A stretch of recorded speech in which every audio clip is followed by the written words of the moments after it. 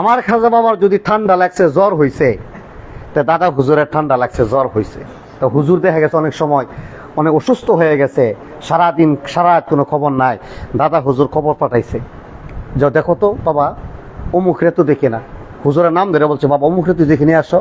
তখন দেখা গেছে হুজুর জ্বরে কাতরাচ্ছে, ঠান্ডায়, হ্যাঁ, তখন দাদা হুজুরের সামনে নিয়ে গেছে। তখন দাদা হুজুর, হ্যাঁ, আদরে, হ্যাঁ, দুজনের মধ্যে তো একটা অন্যরকম প্রেমের সম্পর্ক ছিল, হ্যাঁ, আবার শাসনও করতেন, কারণ বেশি কাছে নিলে আশেপাশে যারা আছে হিংসার কারণ হয়ে যাবে, ঠিক না ঠিক যেরকম হিংসা সব জায়গায় আছে না নাই যেরকম, হ্যাঁ, আবার তাদের সামনে শাসন করতেন, বুঝাইতেন যে না আমি তারই খালি ভালোবাসি না, কিন্তু তাদের ভালোবাসাটা ছিল অন্যরকম। তো দেখা গেছে দাদা হুজুর কাছে নিয়ে দাদা হুজুর করতেন কি একবার হাত মাথা হাত বলে, এবং কি অনেক সময় হুজুরে নিয়ে বুকের সাথে বুক মিশাইতেন, যেরকম না সুবহানাল্লাহ। এমনও হয়েছে যখনই হুজুরকে নিয়ে দাদা হুজুর দিলে দিল মিশাইছে, সাথে সাথে আবার হুজুর ভালো হয়ে গেছে, জোরে কর সুবহানাল্লাহ। আরে পীরের দিলে দিল মিশাইলে কালব হবে রোশনি। সবাই বলেন, সবাই বলেন, আরে পীরের দিল মিশাইলে কালব হবে রোশনি, কালব হবে রোশনি গো, দেহ হবে নুরানি, আমার খাজার দিলে দিল মিশাইলে আরে কালব হবে নুরানি। জোরে জোরে বলেন মারহাবা। তাদের মধ্যে এমন একটা সম্পর্ক ছিল আমার হুজুরের সাথে, আমার হুজুরের সাথে দাদা হুজুরের এমন একটা আত্মার কালবের সম্পর্ক ছিল, যার কারণে আমার হুজুর সারাটা জীবন শুধু তার পীরের শান গাইছি। দেখেন এনায়েতপুর দরবার শরীফে থাকা অবস্থায় আমার হুজুর সব সময় পীরের রাবেতায় কাল ফির শাইখ, মনে রাখবেন, বলেন রাবেতায় কাল ফির শাইখ। হুজুর নসিহতের মধ্যে আসছে, এগুলো খেয়াল করবেন আপনারা, নসিহতগুলো ভাই আপনারা নিবেন, নিজেরা পড়বেন, এটা আমলের দরবার। আমাদের দরবারে এই দরবার এটা শরীয়তের দরবার, তরিকতের দরবার, ঠিক না বেঠিক জোরে কও। অনেক দরবার আছে খালি শরীয়তের তরিকত নাই, অনেক আছে তরিকত শরীয়ত নাই। আমার হুজুর বলছেন বাবা, যারা শুধু শরীয়তের, নবীজি বলছেন যারা শুধু শরীয়তের আমল করে তারা হচ্ছে ফাসেক, তারা কি, আর যারা তরিকতের আমল করে তারা হচ্ছে জিন্দিক, তারা কি, কথা রাখবেন। অর্থাৎ উভয়ই হচ্ছে নাকেস, উভয়ই হচ্ছে জাহান্নামী। তো নবীজি ফরমান যারা শরীয়তের আমলের পাশাপাশি তরিকতের আমল করে তারাই হচ্ছে জান্নাতি, যেরকম সুবহানাল্লাহ। তা আমাদের দরবারে শরীয়তের আমল আছে না নাই, তরিকতের আমল আছে না নাই? এই জন্য আমাদের জাকেররা যখন মারা যায়, জানাজা পড়ায়, দেখা গেছে চেহারা মনে হয় মার কোলে ঘুমাতে, চেহারার মধ্যে কি একটা নূরের ঝলক চলে আসছে, যেরকম সুবহানাল্লাহ। যতগুলো জানাজার নামাজ দরবার শরীফে আমি নিজে পড়াইছি, জায়গায় যায় জাকেরদের জানাজা পড়াইতে যায়, মনে হয় যেন চেহারার মধ্যে একটা নূরের ঝলক চলে আসছে, মনে হয় যেন সে হাসতেছে, জোরে কন্যা সুবহানাল্লাহ। ভাইরা আমার, তো যে কথাটা বলতেছিলাম, আমার হুজুর তার পীরকে ভালোবাসতেন, কি করতেন, আর এই জগৎটা হচ্ছে প্রেমের জগৎ। জোরে বলেন কিসের জগৎ, কথা কয় না, কিসের জগৎ, ভালোবাসা, ভালোবাসা। তো যেহেতু এটা ভালোবাসার জগৎ, যাকে ভালোবাসলে কোনো লস নাই, তো তাকে ভালোবাসতে কোনো অসুবিধা আছে? যে বান্ধবকে ভালোবাসলে দুনিয়া আখিরাত দিয়ে ওটা পাওয়া যায়, তাকে ভালোবাসতে কোনো অসুবিধা আছে? এই জন্য নবীজি ফরমান লা ইউমিনু আহাদুকুম হাত্তা ইয়াকুনা হাব্বা ইলাইহি মিন ওয়ালিদিহি ওয়া ওয়ালিদিহি ওয়ান নাসি আজমাইন। যতক্ষণ পর্যন্ত তুমি তোমার ছেলে মেয়ে বিবি বাল বাচ্চা তোমার জান মাল জীবনের চাইতে আমি নবীরে ভালোবাসতে না পারবে, তাহলে এই যুগে আপন পীরকে সবকিছু চাইতে বেশি ভালোবাসতে হবে, জোরে কোন সুবহানাল্লাহ। ভাইরা আমার, ভালোবাসা কি ভাষা, আর যারা বলেন ভালোবাসা। এই জন্য আশেক পাগলেরা গায় নবীর প্রেমিকেরা আরে দিশাহারা মরণের ভয় করে না, প্রেম তো মরে না। গলার আওয়াজটা ছেড়ে দেন, জবানটারে খুলেন, রেকর্ড হচ্ছে, এখানে রেকর্ড হচ্ছে, আবার আল্লাহর দরবারে রেকর্ড হইতেছে, জোরে কোন সুবহানাল্লাহ। হতে পারে যদি আটকে যায় যে বিশ্বওয়ালির দরবারে গিয়া নবীর প্রেমের সামা টান দিছিলাম, এই উসিলা আল্লাহ মাফ করতে পারে কি পারে না? বলেন নবীর প্রেমিকেরা আরে দিশাহারা মরণের ভয় করে না, প্রেম তো মরে না। প্রেম করেছে আইয়ুব নবী, তার প্রেমের হিমা বিবি গো, বলেন প্রেম করেছে আইয়ুব নবী, তার প্রেমের হিমা বিবি। হাইরে আটাহার অসাল কিরাই খাইল ও সে যে করল না, প্রেম তো মরে না। বলেন হাজার প্রেমিকেরা আরে দিশাহারা মরণের ভয় করে না, প্রেম তো মরে না। জোরে জোরে বলেন মারহাবা। দেখেন তাহলে আমার হুজুর দাদা যে কথাটা বলতেছিলাম, এই ফিতনার যুগে, ফাসাদের যুগে আপনারা বলেন তো, দিলসে বলবেন, অন্তর থেকে বলবেন, অন্যদের চেয়ে আমরা ভালো আছি না খারাপ আছি? আরো জোরে কোন? অবশ্যই আমরা ভালো আছি, এবং আপনারা ভাইয়েরা বোনেরা ভালো থাকবেন। যেহেতু মহাপবিত্র বিশ্ব ফাতিহা শরীফ এটা আমাদের জন্য উরসে খাস, এখন আপনারা আমাকে কথা দেন, আমরা সে দাওয়াত আমার মহল্লায়, আমার গ্রামে, আমার ইউনিয়নে আমরা পারবো না দিতে? দাদা কারা কারা পারো? দুইটা হাত তুলে একটু আল্লাহকে দেখাই দেন তো দেখি। ভাইয়েরা বোনেরা সবাই হাত তুলে নারে তাকবীর। বিশ্ব খাজাবা ফরিদপুরি জাকের পার্টি মহাপবিত্র বিশ্ব ফাতিহা শরীফ, হাত নামান। আল্লাহ পাক আমাদের সবাইকে কবুল করেন, সবাই বলে আমিন। আরো জোরে বলে আমিন। বলছিলাম আশেক আর মাসুকের খেলা, মিয়া নিয়া মিয়া নিয়া শেখ মাসুক রঞ্জিস কেরামান কাতিবিন রাহাম খবর নিস। আশেক আর মাসুকের মাঝখানে যখন প্রেমের কথোপকথন শুরু হয়ে যায়, আমাদের দুই খাদে দুইজন ফেরেশতা আছে না নাই? যারা করে আছে না নাই? নাম কি? কেরামান। দুইজন সম্মানিত লেখক দয় আছেন, ভালোটা লেখে মন্দটা লেখে। আশেক মাসুকে যখন প্রেমের কথোপকথন শুরু হয়ে যায়, তখন তাদের মধ্যে কি প্রেমের আলোচনা হয়, প্রেমের বিনিময় হয়, এটা দুই ফেরেশতারা পর্যন্ত টের পাই না। যেরকম সুবহানাল্লাহ। তা দাদা হুজুর এনে পড়ি, আমার হুজুরের মধ্যে ছিল এমন একটা সম্পর্ক, আমার হুজুরের মধ্যে দুইজনের মধ্যে এমন একটা সম্পর্ক ছিল, তাই তো আমার হুজুরকে দেয়া অনেক বড় বড় কাজগুলো করাইছে। বেশি যে কষ্টের কাজ, সপ্তাহে একদিন খাবার দিছে, যেটা আমরা কল্পনাও করতে পারি না, ঠিক না? যেরকম এক বেলা যদি খাবারের মধ্যে একটু কম হয়ে যায়, আমাদের মেজাজ, আমরা মেজাজ হারাইয়ে ফেলাই, ঠিক না? যেরকম। তো দেখেন আমার হুজুর তার পীরকে ভালোবাসতেন, আর পীর তিনাকে ভালোবাসতেন। দেখেন এক পর্যায়ে আমার হুজুর এইভাবে দুইজনের মধ্যে সেই খেদমত গোলামি চলছে চলছে চলছে। এক পর্যায়ে দাদা হুজুর এনায়েতপুর, আমি সংক্ষেপে বলছি, আমার হুজুরকে নিয়ে এনায়েতপুর দরবার মদিনা ছিল, আর যারা বলেন নাম ছিল ইয়াসরাব। আমার নবীর কদম লাগার কারণে হয়ে গেছে মদিনাতুল মুনাওয়ারা, নূরের শহর। আর ওই নাদানের দল তারা বলে নবীরে বলি মাটি দিয়ে বানাইছে, জোরে কর নাউজুবিল্লাহ। তা আমার নবী মাটি না নূর? আরো জোরে। আল্লাহর নবী নূরের নবী গো, আপনি নবী আমার।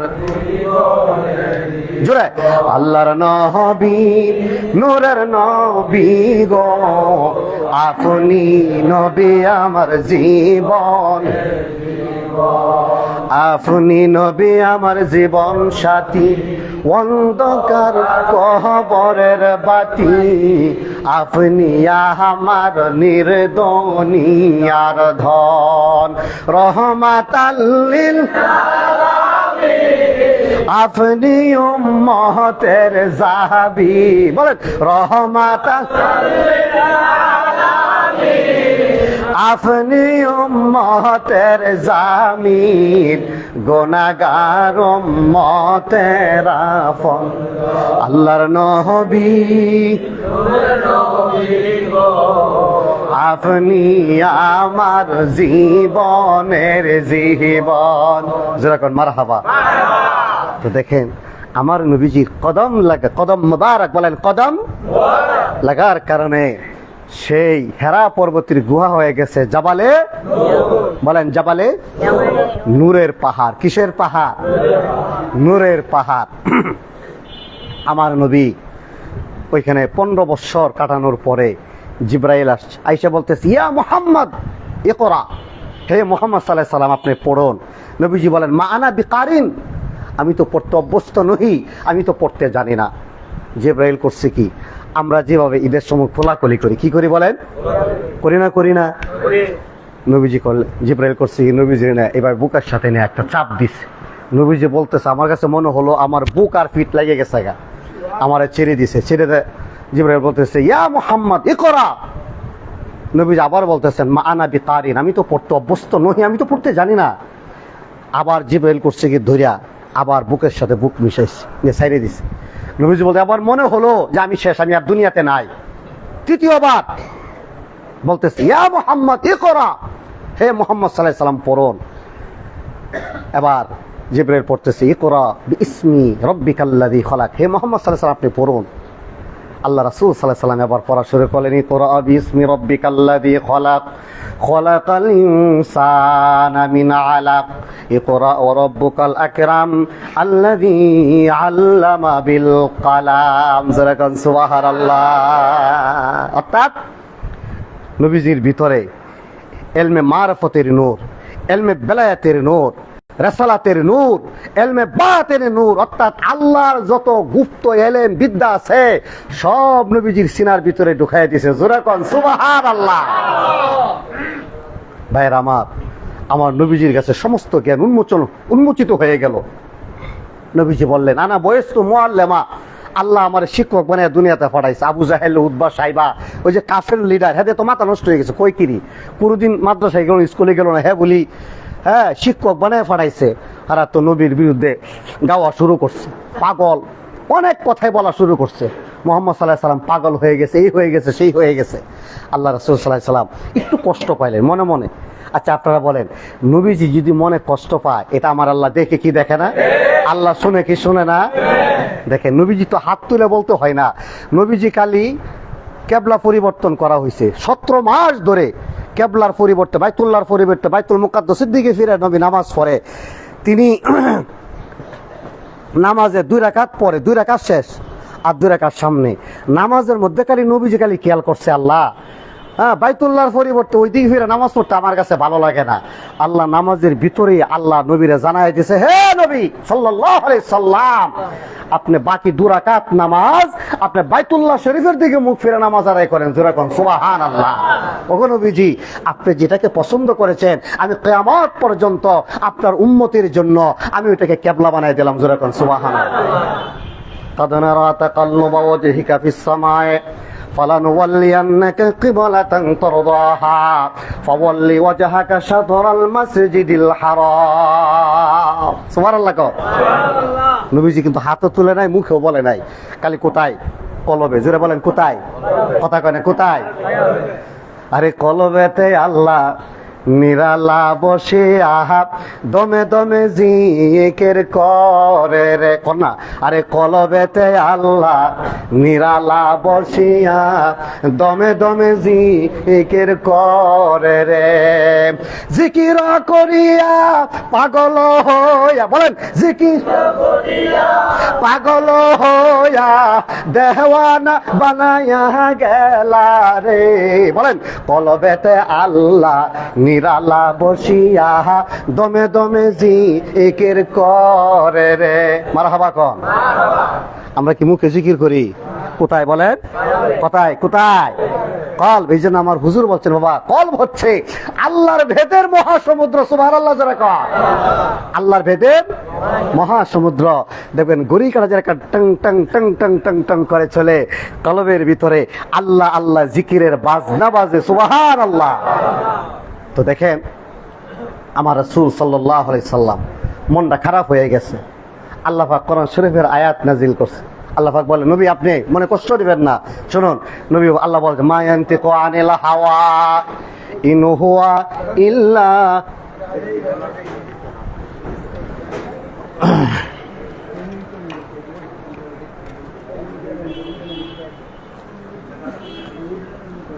এই এরকম এর একটু করে এদিকে ফিরে দিতে।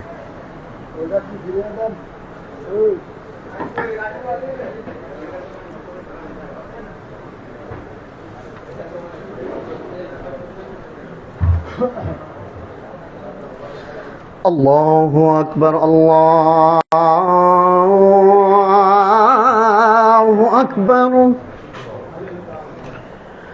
আল্লাহু আকবার, আল্লাহু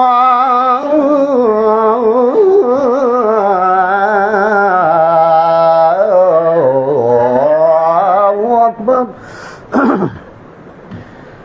أشهد أن لا إله إلا الله،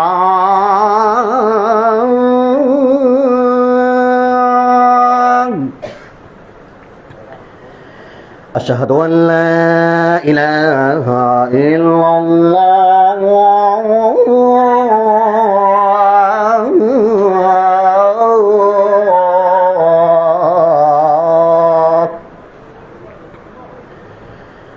أشهد أن محمدا رسول الله،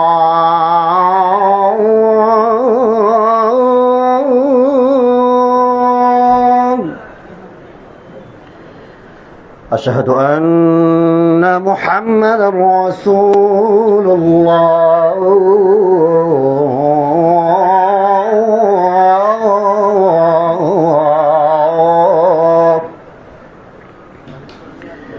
حي على الصلاة،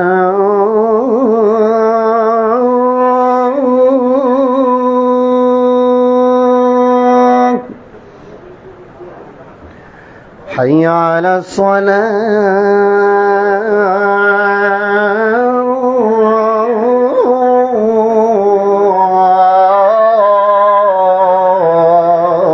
الصلاة، حي على الفلاح،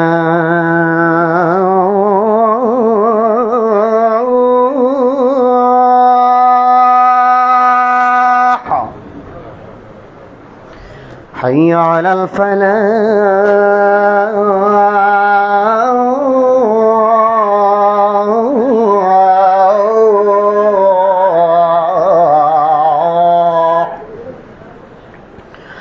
الله أكبر،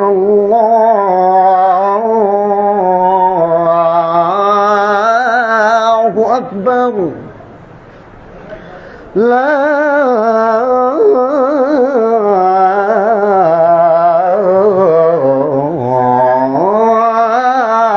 إله إلا الله.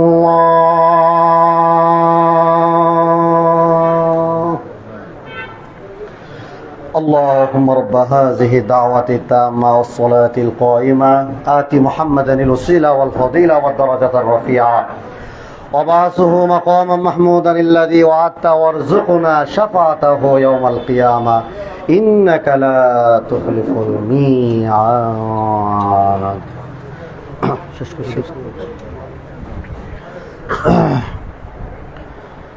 আলহামদুলিল্লাহ, আমি আমার আলোচনা আজকের মতো এখানে শেষ করলাম। ওমা আলাইনা ইল্লাল বালাগ। আসসালামু আলাইকুম ওয়া রাহমাতুল্লাহি ওয়া বারাকাতুহু। মাশাআল্লাহ, সুন্দর আলোচনা করলেন মুফতি মাহবুবুল্লাহ সাহেব। উস্তাদ একটু মহব্বত করে শুরু করেন। আল্লাহুম্মা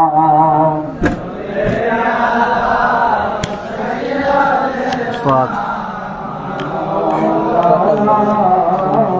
মুহাম্মাদ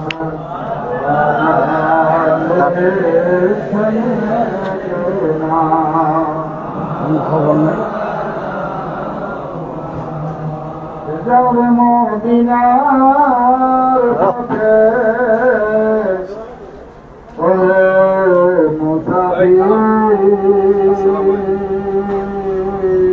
ঢাকা উত্তর সিটি কর্পোরেশনে আমাকে সাফাইদার ছেলে চাকরি করছে 20 কেজি পাঠাইছে আরো 5 মসজিদে দিছে তাহলে খবরগঞ্জে দিয়ে ভাই এসে হোটেলের মালিক দিয়ে এই দুকে দি বাপ দেখা কত কর ভাই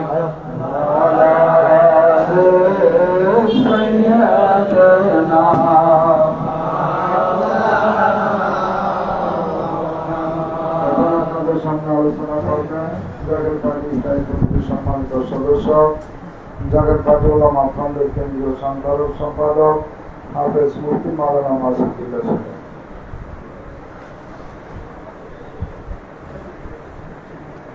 দুরূদ শরীফ পড়েন আল্লাহুম্মা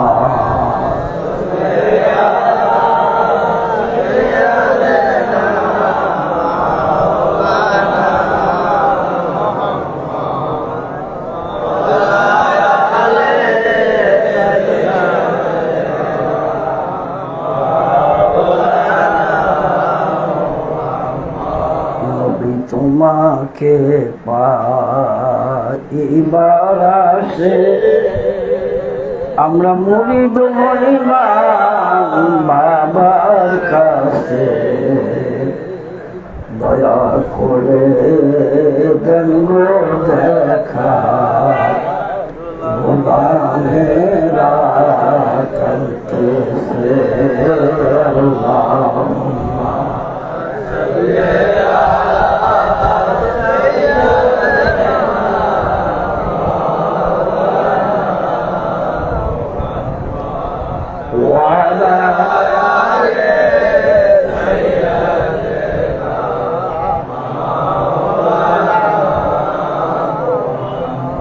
মরলাই যদি দিত পাখা আমরা ওইরা যাইতাম মদিনা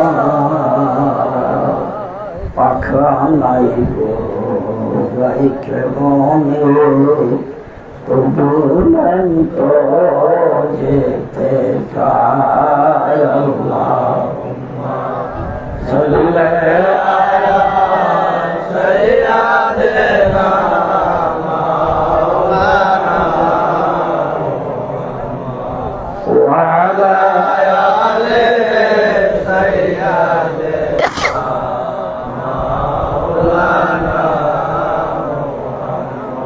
বিশ্ববলী বিশ্ববাসী রক্ষা কবচ কোটি কোটি জাতের ভাই বোনদের নয়নমণি কলিজার গোটা আধারের আলো পথের যে চারি আমার জিন্দা বাবার পাক কদমে কোটি কোটি কদম বসে আলোচ করছি বাজানে রেখে যাওয়া মানব মহামানব পীরজাদা আলাজ খাজা মিয়া ভাইজান মুজাদ্দিদ সাহেবের পাক কদম বসে আলোচ করছি হিজবুল্লাহ ইমাম জাকের পার্টির মহামানব চেয়ারম্যান মহামানব পীরজাদা আলাজ খাজা মির্জা ভাইজান মুজাদ্দিদ সাহেবের পাক কদম বসে আলোচ করছি খাজা মিয়া সাসাজান মুজাদ্দিদি খাজা মির্জু সাসাজান মুজাদ্দিদি সহ আমার বাজানের আহাদে বাইতের পাঠ করেন উপস্থিত জাকের পার্টির নেতৃবৃন্দ আমার প্রাণ প্রিয় জাকেরান আশেকান ভাই বোনেরা যারা মনে মনে নিয়ত করে বিশ্বর পবিত্র বিচারক মসজিদ বনানীবাগ দরবার শরীফে পবিত্র জুমার নামাজ আদায় করার জন্য নিয়ত করলেন আল্লাহ তাআলা আইনা হাজির করে দিবেন সকলেই আমার সালাম দিন আসসালামু আলাইকুম ওয়া রাহমাতুল্লাহ। সামনে মহাপবিত্র ফাতিহা শরীফ ফাতিহা শরীফের জন্য আমাদের সর্বাত্মক সহযোগিতা আমাদের সর্বাত্মক কষ্ট মুশাক্কাত হিজবুল্লাহর ইমাম মহাহুকুম মাথায় দিয়ে আমাদেরকে মাঠে নামিয়ে দিচ্ছেন সারা দেশব্যাপী মিশন চলবে। আল্লাহ তাআলা মহা পবিত্র ফাতিহা শরীফের খাতিরে আমাদের প্রত্যেকের মনের বাসনা পূর্ণ করে দেন, বলেন আমিন। আমরা গুনাহগার, আমরা কি পাপে ভরা আমাদের জীবন। মানুষের গায়ে যখন গন্ধ আসে, মানুষ গোসল করতে যায়, গোসল করলে পরে তার গায়ের ময়লা সরে যায়। তো মারিফতের জগতে একটা পুকুর আছে, সেই পুকুর হলো যেটাকে মওলানা সিরাজি বলছেন যে এই মহাসমুদ্র হলো আপন পীরের দেশ। আপন পীরের দেশ সমুদ্রের মধ্যে মুরিদ যদি ডুব দেয়, মুরিদ নিষ্পাপ হয়ে যায়। সুবহানাল্লাহ বলুন। সুবহানাল্লাহ করে পীর পুলিশে বিলাইছে, জোরে বলেন সুবহানাল্লাহ। আমার পীরের দয়ার নজর যার উপরে পড়ে তার কোনো অভাব আছে? এখন হুজুরের নজর কই পাবো? হুজুর তো রওজা পাকে। এটা আমাদেরকে বোঝানো হয়, আমরা বুঝি আপাত দৃষ্টিতে, আমাদের যে ব্রেন দ্বারা বুঝি। কিন্তু হাদিস শরীফে আসছে নবীরাও মরে না, ওলিরাও তারা জীবিত। তাদের সামনে আমাদের সকলকে আল্লাহ তাআলা 24 আওয়ার্সের জন্য তুলে ধরছেন। আমরা তাদের নজরের মধ্যে আছি। এখন আপনি পৃথিবীর যেই প্রান্তে থাকেন, আমরা হুজুরের সামনে মারহাবা, আরো জোরে মারহাবা। পীরের নজরের সামনে থাকলে বাঘে খাইব, বিপদে পড়বো না। আমাকে দরবার শরীফের একজন খাদেম ছিল, পাথর ভাঙ্গা। কি ভাঙ্গা? পাথর ভাঙ্গার খাদেম। তার ডিউটি হলো, আমার জীবনে তার মসজিদে দেখি নাই, খালি বিড়ি আর বিড়ি, তাও সিগারেট না, পাতার বিড়ি। সেই যুগের কথা বলি। তো মহির বিরুদ্ধে হুজুর পাকের কদমে নালিশ দিলেন যে বাবা, পাথর ভাঙ্গার যে হাতুর গুলি আছে, হাতুর দিয়ে আমরা পাথর ভাঙছি না, এই যে আমার আঙ্গুলি এখনো পাথরের দাগ আছে। পাথর ভাঙ্গে জামে মসজিদের উত্তর পাশে এই মহি পাথর ভাঙ্গার হাতুড়ি গুলি বাজারে নিয়ে বেচিয়া বিড়ি খায়। তো ফারুকের মতো জাকের আহারে হাতুর নাই, এই মই ভাই 10টা হাতুর আমি দিলাম, আপনার মতো একজনে 10টা দিলেন। মহি করে কি মানুষ যায় পাথর ভাঙতে হুজুরের দরবারে? হাতুড়ি মহি এডি বেচা নিয়ে বিড়ি খায়। কি খায়? হুজুর পাকের কদমে এসে বললো, বাবা অন্য খাদেমরা, বাবা ওই পাথর ভাঙ্গার হাতুড়ি নাই। হুজুর কয় কেন? বাবা থাকবো কেমনে, মহি সব বেচা নিয়ে বিড়ি খায়। হুজুর কয় ডাকো মহিকে। তো ডাকো বললে তো আর ডাকো না, ডাকো বললে ডাকো না। মহির উসকে ধরে রয়েছে, এ মহি তুই বলে পাথর ভাঙ্গার হাতুড়ি বিক্রি করিয়া বিড়ি খাস? আমার কাছে তো টাকা নাই, বিড়ি খামকে দিয়া, আর আমার কেউ টাকা পয়সাও দেয় না, আপনিও দেন না। তো আপনার পাথর বেচে, আপনার এই হাতুড়ি বেচেই আমি খাই। হুজুর কয় এক্ষণ তোরে বিদায় দিলাম, এই মুহূর্তে তোর মতো চোর এই দরবারে থাকার কোনো অধিকার নাই, যা ভাগ।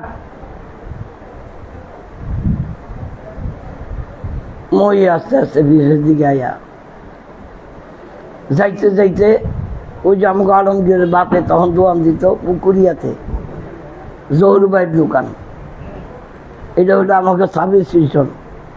এনে আমরা যাই থাকতাম, আবার সকালে যাই বাইরে দিতাম। বিপদে আপদে সবাই এখানে থাকতো, জহুরবাইয়ের দোয়ানো সবাই যাইতো। হে আরাধে নবীন জহুরবাই মহিবাইরে দেখে তো পাগল হয়ে গেছে, আরে দরবারের মহিবাই, এ মহিবাই কি খাইবেন, বাড়িতে ভাত আনাইছে, সবকিছু পাকশাক করাইছে, খুব জামাই আদর করিয়া খাওয়াইছে। আর মহিও এনে টেবিলে বইয়া বইয়া পাউডারে আর বিড়ি খায়। সারা দিন বিড়ি খাইতে খাইতে সন্ধ্যা হয়েছে। সন্ধ্যা হওয়ার পরে মহি ধীরে ধীরে, পয়সা নাই তো, হাঁটিয়ে হাঁটিয়ে দরবারে আইছে। দরবারে ঘুরে এর মধ্যে একজন যে হুজুর পাকড়ে বলতেছে, বাবা মহি আইছে। মানে মহির আমি বিদায় দিলাম না, আমার দরবার থেকে তারে বিদায় করে দিলাম না। আমার দায়রা শরীফের ভিতরে মহি যদি পাও, যেখানে পাইবে সেখানে ধরো। আমি যে মহিজুরি তো বলছি যে আমার দায়রা শরীফের ভিতরে তুই থাকতে পারবি না, তোর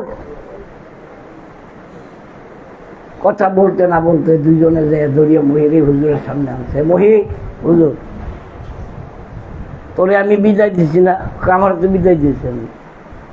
পুনরায় এক দিয়েছে, কয় শোনেন, মহির বাসায় বলতেছে, হুজুর ভাট, আমি ওই প্যাকেট যে বিড়ি পুড়ছি, ওই যে জহুরের দোয়ানে বইয়া দুপুরে ভাতও খাইছি, সারাদিন বইয়া বইয়া আমি চিন্তা করছি, আর আমি খুঁজছি, খুঁজতে খুঁজতে খুঁজতে খুঁজতে খুঁজতে খুঁজতে সারাদিন গেল। সন্ধ্যাকালে আমি পাইছি। হুজুরে কি পাইছ?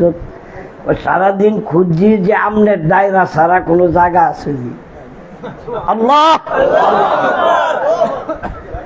হুজুর পাক, সন্ধ্যাবেলা আমি যাইয়া দেখি আল্লাহর সৃষ্টি জগৎ সবটাই আপনার দায়রার শরীফ। আমি পালামু করি, জামু করি, বিদায় চুদাইছি। আপনি বিশ্বাস করেন আর নাই করেন, হুজুর কাবলা চোখে পানি মোবারক আইসে দিয়ে বললো, মহি তুই এই দায়রাই থাক, যাইবি কই? তুই আমার ছেড়ে যাবি কই?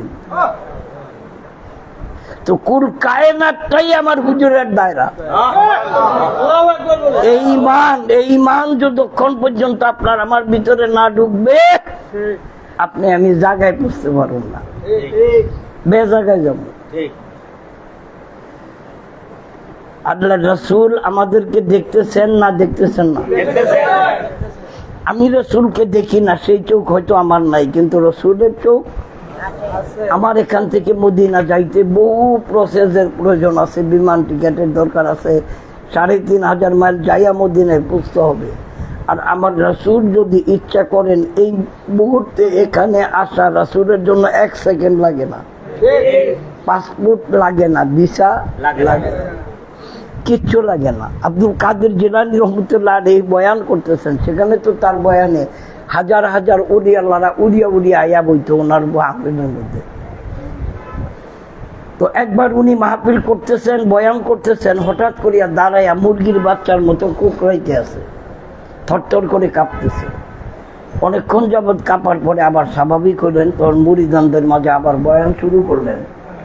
তখন মুরিদানরা বলতেছে, হুজুর বয়ান করেন ভালো, তবে আমাদের একটা প্রশ্নের উত্তর দেন। জীবনে কখনো দেখি নাই আপনি এইভাবে হঠাৎ করে দাঁড়িয়ে যাওয়া বসার থেকে, আর থরথর করে কাঁপা, জড়ো সড়ো হয়ে যাওয়া, এটার কারণ কি? গাউসে বাগ আঙ্গুল দিয়ে বললেন, আমার সামনের লোকটা রেজিক যাও। হুজুর আপনি আমাকে পীর, আপনার প্রশ্ন করছি, হ্যাঁ রে গিয়ে হ্যাঁ রেজিক যাও, দাঁড়াও। সেই লোক দাঁড়িয়ে গেল। গৌস পাক বলতেছে, বাবা একটু আগে কি হয়েছে বলো? গৌস পাক, আপনি যখন রসুলের সামনে মহব্বতে বয়ান করতেছিলেন, আমার কলিজার ভাইটা চৌচির হয়ে গেল যে কখন আমার নবীরে দেখবো, জমিরে দেখবো, বেকার হয়ে গেলাম। হঠাৎ করে দেখি আল্লাহ রসুল আমারে জড়িয়ে ধরছে। আল্লাহু আকবার। এখন আপনারা সবাই বলেন, রসুলকে দেখা কি আমি বইয়া বইয়া ওয়াজ করবো? আমি নবীরে দেখা পাগল পাগল হয়ে দাঁড়িয়ে গেছি। এটা হলো সেই ওলি আল্লাহর দরবার। এটা হলো কোন? সেই ওলি আল্লাহর দরবার। এখানে বহু জাকের আছে যাদের সাথে হুজুর দয়াল নবীর সাক্ষাৎ করাইছেন। আল্লাহু আকবার বলুন। যাদেরকে বিনা পয়সায় বিনা টাকায় মক্কা মদিনায় ঘুরে আছে, এমন মুরিদ আছে আপনি চোখে ধরা পড়বে না, আপনি মনে করবেন যে এটা পাগল, আসলে এটা পাগল না, এইটাই জিনিস। ওই যে আছে না নোয়াখালী কোম্পানিগঞ্জ, ওখানে একজন পীর আছে, ওনার নাম হলো সদরুদ্দিন। উনি ছিলেন, এখন নাই। উনি হলো পুরপুরা হুজুরের খালিফা। তো ওনার দরবারে বিভিন্ন সেক্টরে বিভিন্নভাবে বড় বড় আলেমরা, কারা ওজিউল্লাহ সাহেবের মতো আলেম, মুসা কাজেমের মতো আলেম, বড় বড় আলেম ওনার মুরিদ, এবং হাজার হাজার কোটি টাকার মালিকও ওনার মুরিদ। এবং উনি যখন বার্ধক্যে পৌঁছলেন, সবাই মনে মনে ভাবলেন যে হুজুর কারে খেলাপতি দেয়। যখন আমাকে হুজুরের উপাত্তের উপরে বহু বিশ্বাস বাইরে ছিল, মেজবাইজনের মতো শক্ত উমরের হাত ছিল বিদায় এই ফেতনা বন্ধ হয়েছে। এমন ভাবে কঠিন হাতে এমন ভাবে দমন করছে পীরে গো পীরালি স্যার। আর এই দপ্তরে পীরালিগিরি করে লাভ হইব না। এর মধ্যে যে আমার একজনে কামাসুম ভাই, এতদিন যদি আমি মুরিদ করতাম 2 লাখ মুরিদ হইতো। আমাকে আমনের মতো এইরকম বহুত হনু এই দরবারে ডুবিয়ে গেছে। কেমনে? আমাকে দরবারের পাশেই আছে বিশাই মুন্সির বাড়ি। বিশাই মুন্সি যা কয় তা লাগিয়ে যায়। এই তোর পড়লা হবে, হয়ে গেছে।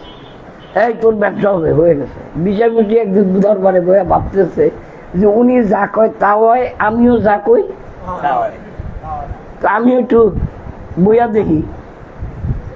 বিশাই মুন্সির বাড়িতে ধীরে ধীরে ধীরে ধীরে মুরগি থেকে ছাগল, ছাগল থেকে গরু আসতে শুরু করলো নজরানা।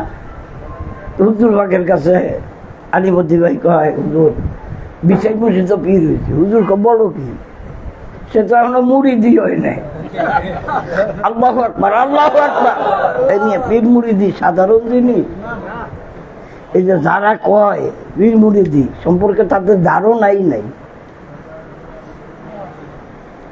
হুজুর কয় তো মুরিদি হয় নাই, হুজুর হে যা কয় তা লাগিয়ে যায়। হুজুর আপনার খালি বললেন দেখা যাক। কি বললেন?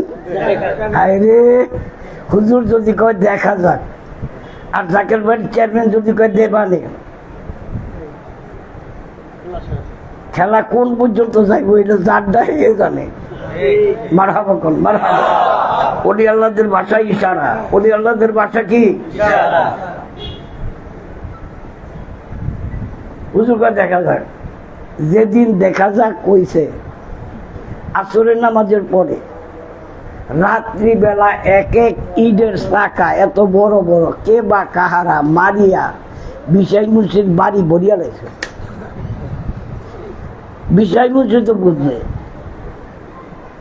ভোরবেলা হুজুর বাকের কথা আয়া 9টায় হুজুর বাইর হয়েছে। হুজুর কা বিশাই তুমি বলে পীর হয়েছ? হুজুর আমার পীর লাগবো না, ইট থামান। হুজুর কা ইট মানি? হুজুর এক এক ইট এরকম বড় বড় কে বা কাহারা মারে, মালিশ দেই না, খালি মারে। হুজুর কা তোরে তো মারে নেও। হুজুর আমার পীর থাকতে আমার আমার ঠিক, এইটাই ঠিক। আমি আসি বেটা তোরে মারে নাই। আমি যদি না থাকতাম তোর প্রত্যেকটা ইট মাথায় করতো। এমন পীর আমার কেমন জান,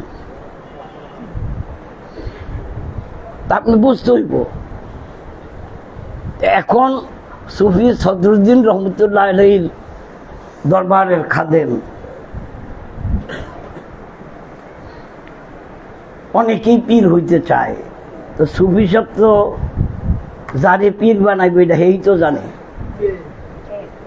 পীরে জানে কারে মুরিদ খলিফা বানাইব।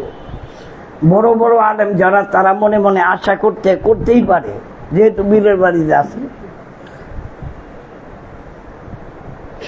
একদিন বৃহস্পতিবার রাত পীর সাহেব সুফি সদরুদ্দিন রহমতুল্লাহ আলাইহি আপন হুজরা শরীফ থেকে তাহাজ্জুদের সময় বাহির হইয়া উনি হাতে লাঠি নিয়ে বাইরেছে একা, বাইর হইতে কই গেছে, গোশালার ভিতরে যায় ঢুকছে। গোশালার ভিতরে একজন খাদেম আছে, গরু রাহে, হের এই গরু রাহাই কাম, আর কিছু এর কাম না। হের বিছনা হইল খ্যার, শীত লাগলে ল্যাপ হইল খ্যার, বালিশ হইল খ্যার, আর হুজুরের গরু। যে এর নাম আব্দুল আজিজ। কি নাম?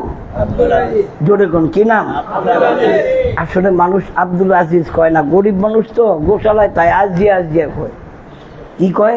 আজিয়া। তখন হুজুর যায় কয় আব্দুল আজিজ, ঘুমেতে লাভ দিয়ে উঠছে কায়রপুর সহ। হুজুর এদিকে আয়। কই যাবো? আয়। আইতে আইতে হ্যাঁ দিঘির মধ্যে নামাই দিয়ে কয় গোসল করে। এই পৌষ মাসের শীতের মধ্যে, আহারে শীতে এটার মধ্যে নামে দিয়ে কয় গোসল কর।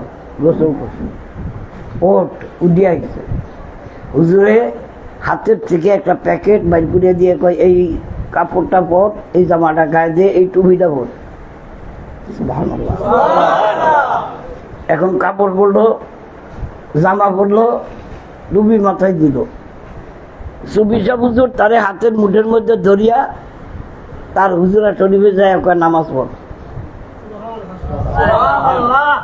আমি কি দিয়ে নামাজ পড়ব? আমি তো সূরা কেরাত জানি না, আমি গরু সম্পর্কে আমার ধারণা আছে।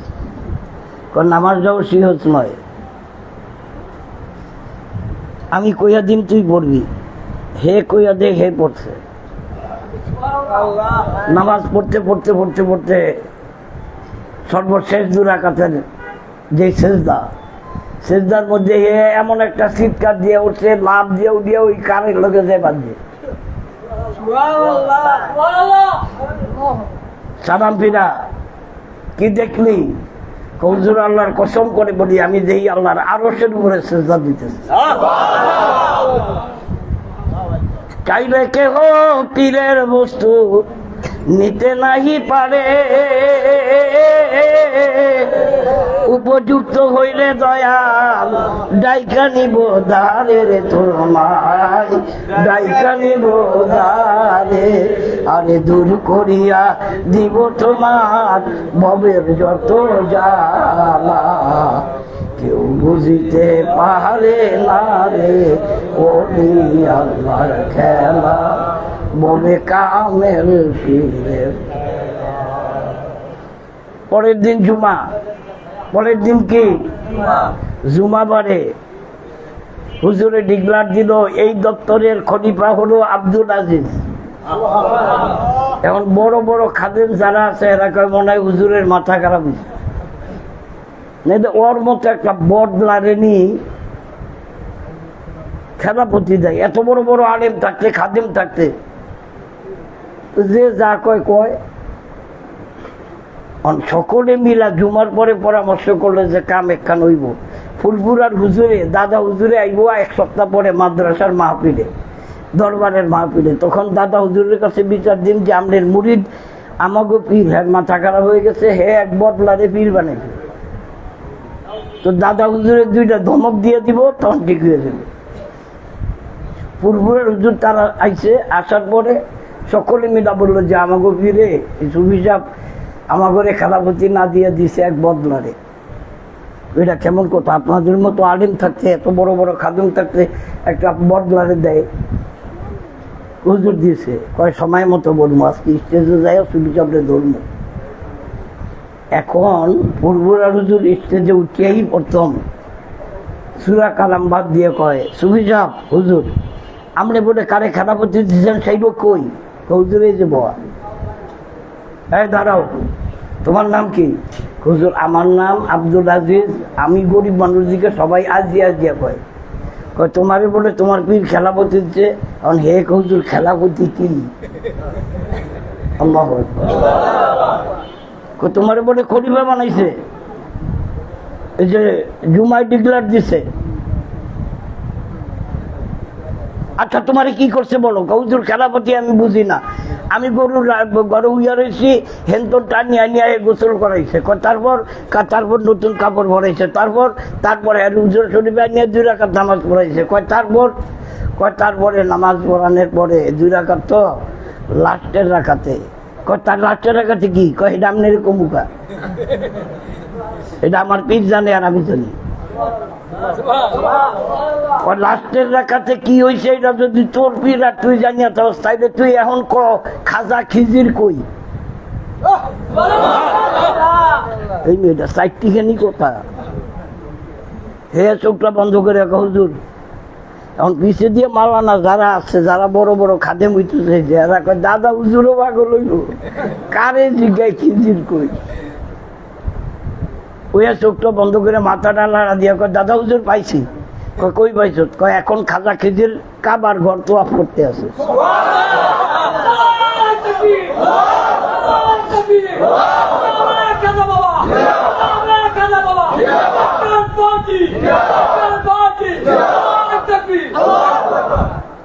সাড়ে 3 ঘন্টা ওয়াজ করলেন মাওলানারা সব খাদেমরা স্টেজ থেকে নামিয়ে গেছে যে আমরা কেউ উপযুক্ত না যেই লোক এখানে বৈশাখ খানায় কাবা দেখতে পারে ওর কাছেই জিনিস আছে ওর কাছেই 3.5 ঘন্টা বয়ানের পরে এবার ওই তো দাঁড়িয়ে রয়েছে পূর্বের হুজুর কয় তুই এখন খিজির কয় খিজিরের ব্যাপারে তো শরীয়তের একটা ব্যাপার আছে হেরে দেহে দিলে মানুষ তারে ধরিয়া মারিয়া লাগবে এইটা দেন অমুক দেন তমুক দেন এই কারণে শরীয়তের পর্দা দিয়া তারে আল্লাহ ডাইকা রাখছে আমি ওই পর্দা উন্মোচন করতে পারবো না বিদায় আমরা এটুকু জানিয়ে দেই এই আধা ঘন্টা আগে আমাদের মাহফিলে খাজা খিজির আইসা বৈশা ওয়াজ শুনতেছে গৌসল আজম ফরিদপুরি গৌসল আজম ফরিদপুরি আউলিয়ার সরদার তোমার দিয়াছেন তোমাকে দিয়া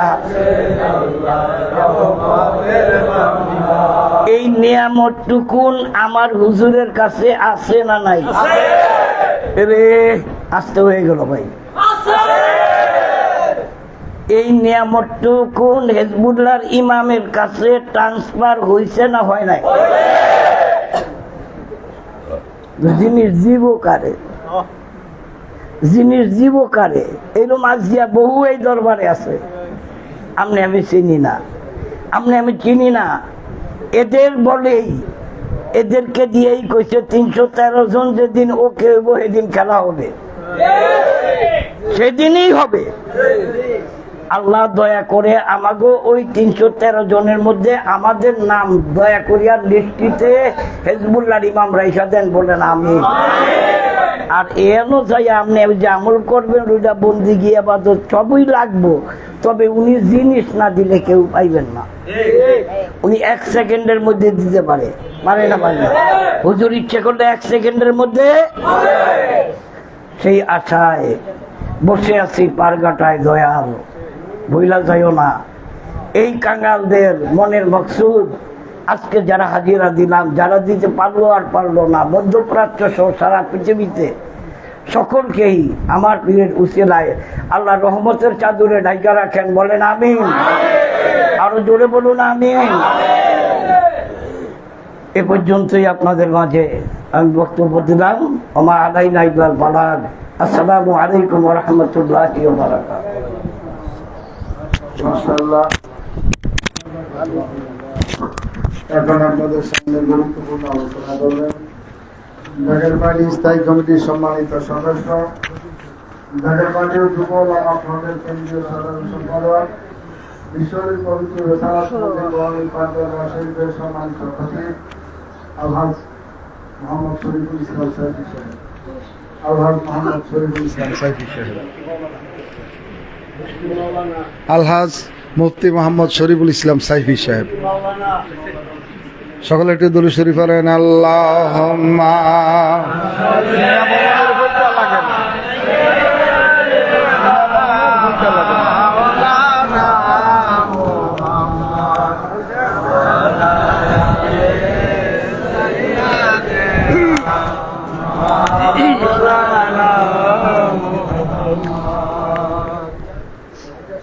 সকলে বলুন আলহামদুলিল্লাহ।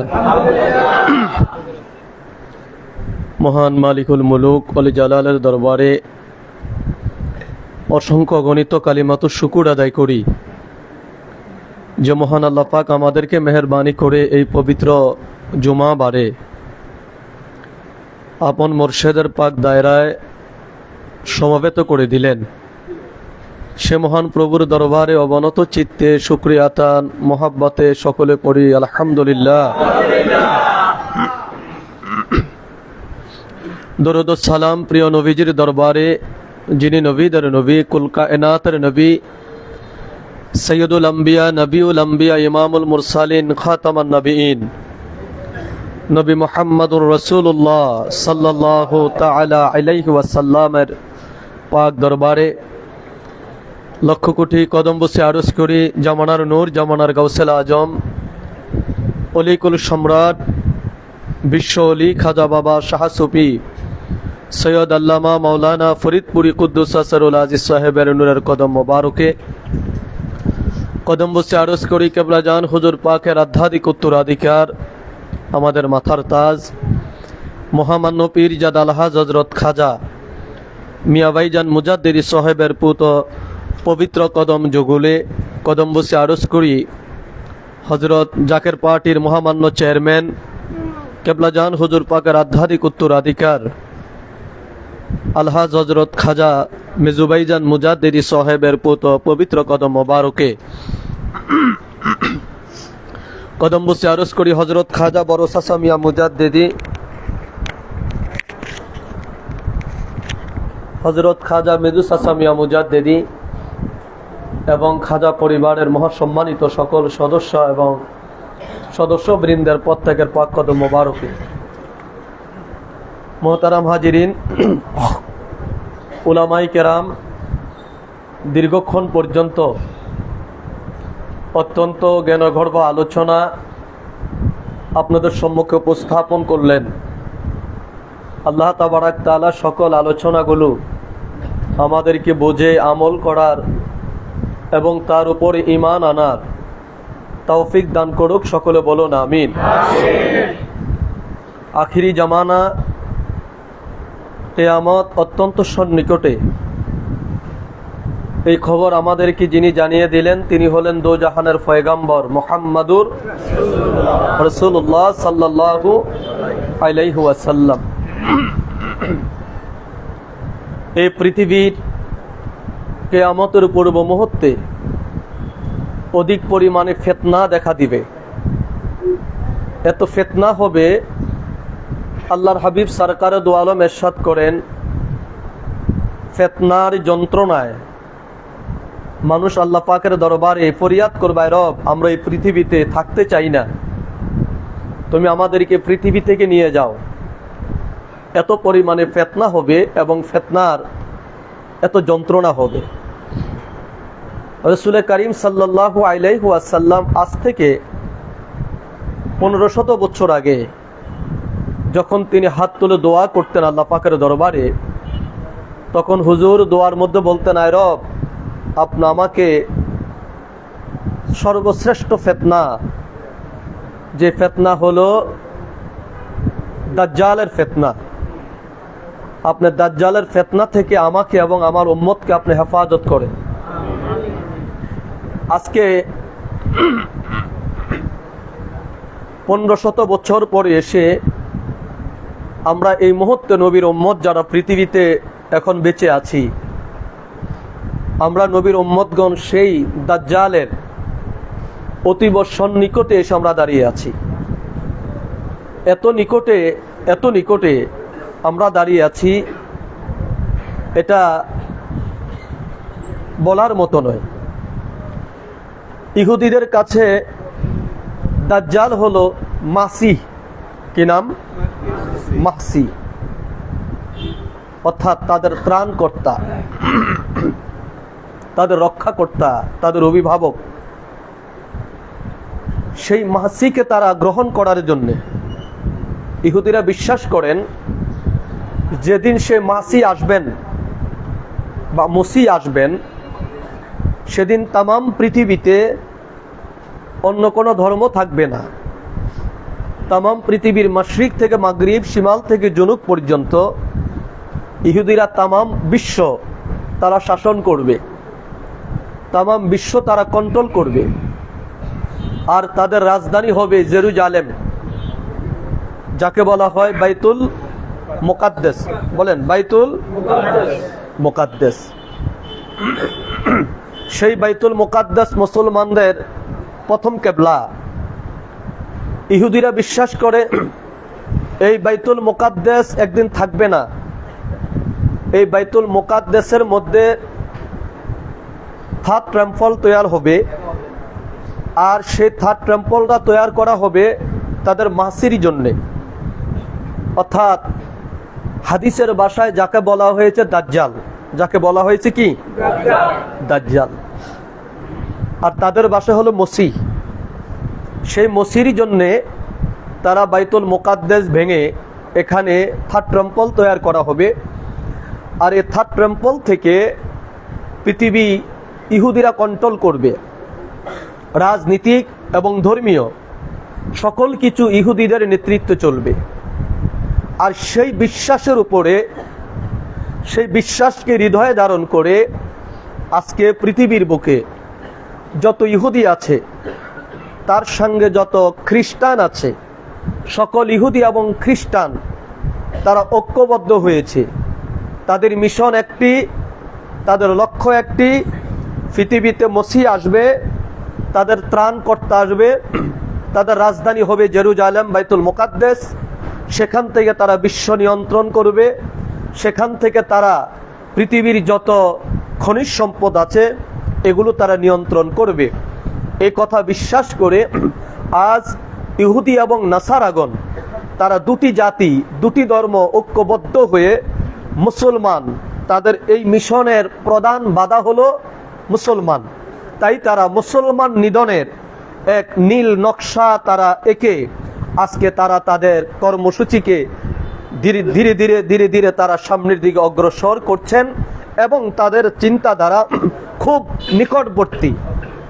নিকটবর্তী সময়ের মধ্যে মসির বহির প্রকাশ ঘটবে এবং থার্ড টেম্পলে বসে তারা বিশ্বকে নিয়ন্ত্রণ করবে। আর এটার জন্যে যাহা দরকার, যদি তামাম পৃথিবীকে উল্টে দেওয়া দরকার হয়, যদি পৃথিবীর প্রতিটা দেশে দেশে যদি আপনার পরমাণু বোমা ফেলতে হয়, তারা সেটার জন্য তারা প্রস্তুত। এবং পরমাণু যদি বোমা যদি তামাম পৃথিবীতে যদি তারা ফেলে দেয়, অর্থাৎ দেশে দেশে যদি তারা আক্রমণ করে, সেখানে এখন পর্যন্ত আপনারা দেখেছেন তারা প্রত্যেকটা ইহুদি এবং খ্রিস্টানরা তাদের স্ব গোত্র এবং এলাকার মধ্যে তারা বাংকার তৈরি করেছেন। বিপদের সময় তারা বাংকারে থাকে।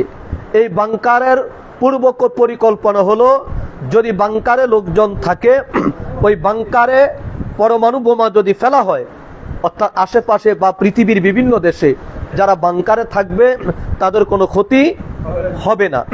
এর মানে তারা চাচ্ছে সারা পৃথিবীর মুসলিম সহ অন্যান্য যে ধর্মগুলো আছে সকলকে তারা হত্যা করবে। হত্যা করে শুধু ইহুদি এবং নাসারা এই দুইটা জাতি তারা বেঁচে থাকবে এবং এই দুই জাতি দিয়া তারা পৃথিবী আবার নতুন করে সাজানোর পরিকল্পনা তারা করেছে এবং তাদের মিশন ওইভাবে যাচ্ছে। প্রিয় ভাইয়ের আমার, এটা হলো ইহুদিদের মিশন। তাদের মসির আগমনের জন্য তারা প্রস্তুতি নিচ্ছে। পক্ষান্তরে আল্লাহ তাবারাক তাআলা এবং আমার নবী সরকারে দো আলম মুমিনদের জন্য, মুসলমানদের জন্য একজন মসির সুসংবাদ দিয়েছেন, একজন ইমামের সুসংবাদ দিয়েছেন। সুবহানাল্লাহ বলেন। ইমামের নাম কি? ইমামের নাম হলো ইমাম মাহদি আলাইহিস সালাতু ওয়াস সালাম।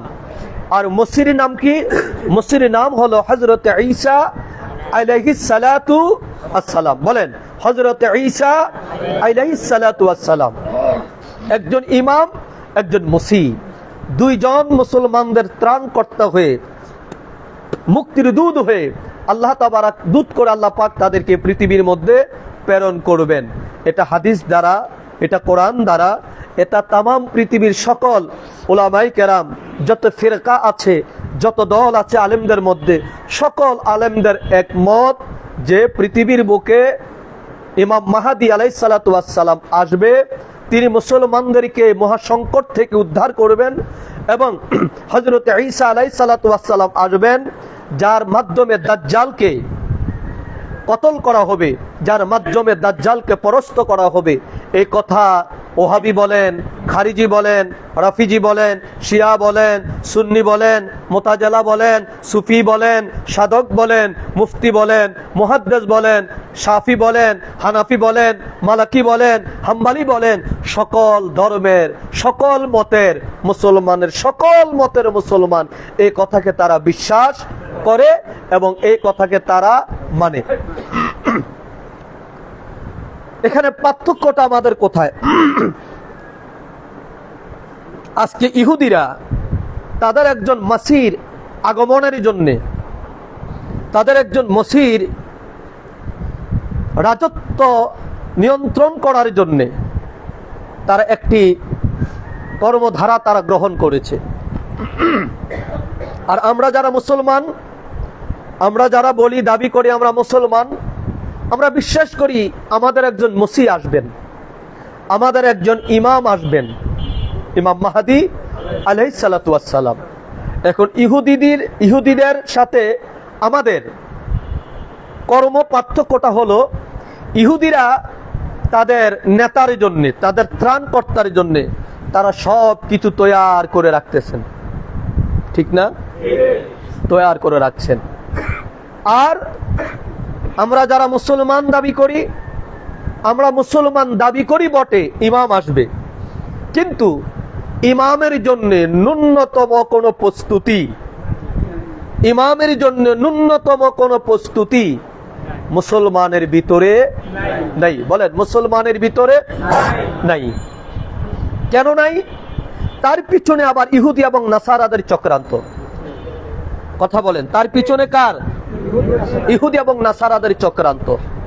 ইহুদিরা মুসলমানের ত্রাণকর্তাকে রিসিভ করার জন্য, যেন মুসলমান ঐক্যবদ্ধ হতে না পারে, এই জন্য ইহুদিরা আগ থেকেই মুসলমানের ভিতরে ভাগ ভাগ ভাগ ভাগ, মতনৈক্য করে করে করে করে মুসলমানের শক্তিকে তারা ক্ষীণ করে রেখেছেন। তারা এটাকে তছনছ করে দেওয়ার জন্য তারা সূক্ষ্ম পরিকল্পনা করছেন। একদিক দিয়ে ইহুদিদের মসির জন্য তারা ক্ষেত্র তৈরি করছেন, অন্যদিকে মুসলমানের ত্রাণকর্তাকে যেন মুসলমান সাহায্য করতে না পারে, এই জন্য মুসলমানদেরকে ফতুয়া দিয়ে দিয়ে, মুসলমানদেরকে $100 দিয়ে দিয়ে মুসলমানদেরকে বিভাজন, মুসলমানদেরকে তারা খণ্ড বিখণ্ড তারা করে রেখেছে। আর সেই খণ্ড বিখণ্ড হওয়ার উত্তম এবং উজ্জ্বল একটি প্রমাণ হলো এই যে আমরা মুসলমান এখন আছি। দেখেন, পৃথিবীতে যত ইহুদি আছে, যত নাসারা আছে, অর্থাৎ খ্রিস্টান আছে, কোন নাসারা, কোন খ্রিস্টান এখন পর্যন্ত আপনার ইরান এবং ইসরায়েল আমেরিকার যুদ্ধ নিয়ে কোন তাদের পাদ্রী বলেন, পণ্ডিত বলেন, ধর্মগুরু বলেন, এই নিয়ে তারা কোনো প্রকার দ্বিমত করে নাই। করেছে? দ্বিমত করে নাই। বরঞ্চ ডোনাল্ড ট্রাম্প তার সেনাদেরকে, তার সৈন্যদেরকে, আমেরিকান সৈন্যদেরকে উজ্জীবিত করছে যে এই যুদ্ধ শুধু যুদ্ধ নয়, এটা হলো ধর্মযুদ্ধ, এটা হলো আমাদের মুক্তির যুদ্ধ, এটা ঈশ্বরের সান্নিধ্য পাওয়ার যুদ্ধ। এই কথা বলে তারা সৈন্যদেরকে উদ্বুদ্ধ করছে এবং সৈন্যদেরকে বলছে, যদি তোমরা মারা যাও, তাহলে তোমরা সরাসরি ঈশ্বরের কাছে চলে যাবে, তোমরা ঈশ্বরের নিয়ন্ত্রণে চলে যাবে। আর যদি তোমরা বেঁচে থাকো, তাহলে অপরন্ত সম্পদ তোমরা পাবে। এই কথা আমেরিকা এবং ইসরায়েল, দুইটি দেশ ইহুদি এবং নাসারাদেরকে, সৈন্যদেরকে কথা বলে উজ্জীবিত করছে। আর পক্ষান্তরে মুসলমানের কি হলো? মুসলমানের হলো, যখন যুদ্ধ শুরু হলো, যখন দেখলো আমেরিকা একটু মার খাচ্ছে, যখন দেখলো ইসরায়েল একটু মার খাচ্ছে, ওই মুহূর্তে মুসলমানদের ভিতর ওই যে আগ থেকে পরিকল্পিত করে পরিকল্পনাভাবে মুসলমানদের মধ্যে বিভাজন তৈরি করেছে, সেই বিভাজনের এখন তারা ফসল পাচ্ছে। এখন তারা ফতুয়া দিচ্ছে আলেমরা মুসলমানদের ভিতরে যে উনি শিয়া, উনি সুন্নি। কথা বলেন, শিয়া সুন্নির ফতুয়া দিয়ে এখন মুসলমানদেরকে আজকে তারা, অর্থাৎ ইরানকে তারা এখন চাপ দিয়ে রাখার ষড়যন্ত্র তারা করে যাচ্ছে। একদিকে আমাদের মসজিদের জন্যে, আমাদের ইমামের জন্যে আমরা কিছুই করতে পারলাম না, কোনো প্রস্তুতি আমাদের নেই। অন্যদিকে ইহুদিদেরকে সাহায্য করার জন্যে আমরা একে অপরকে আমরা কাফেরের ফতুয়া, মারা গেলে ইন্নালিল্লাহ পড়বি কি পড়বে না এই নিয়ে ফতুয়া এখন আমার দেশ সহ সারা বাংলাদেশে এবং সারা পৃথিবীতে এই নিয়ে আজকে ফতুয়াবাজি চলছে। এটা মূলত ইহুদি এবং নাসারাদের সূক্ষ্ম একটি ষড়যন্ত্র চলছে। কথা বলুন, সূক্ষ্ম একটি কি ষড়যন্ত্র চলছে। একমাত্র আমার জানা মতো, আমার দেখা মতো, আমার এই ক্ষুদ্র গবেষণায় আমি যতটুকু দেখেছি, ইমাম সাহেবের জন্যে ক্ষেত্র তৈরি করা, ক্ষেত্র প্রস্তুত করা, ইমাম সাহেবের জন্যে সৈন্যবাহিনী তৈরি করা, ইমাম সাহেবের জন্যে মুমিনের একদল মুমিনকে তৈরি করার জন্যে যেই প্রস্তুতি নিয়েছেন, তিনি নিয়েছেন একমাত্র বিশ্বলি আমার কেবলা জান হুজুর খাজা বাবা ফরিদপুরি কুদ্দুস আসরুল আজিজ সাহেব। কথা বলুন ঠিক কিনা?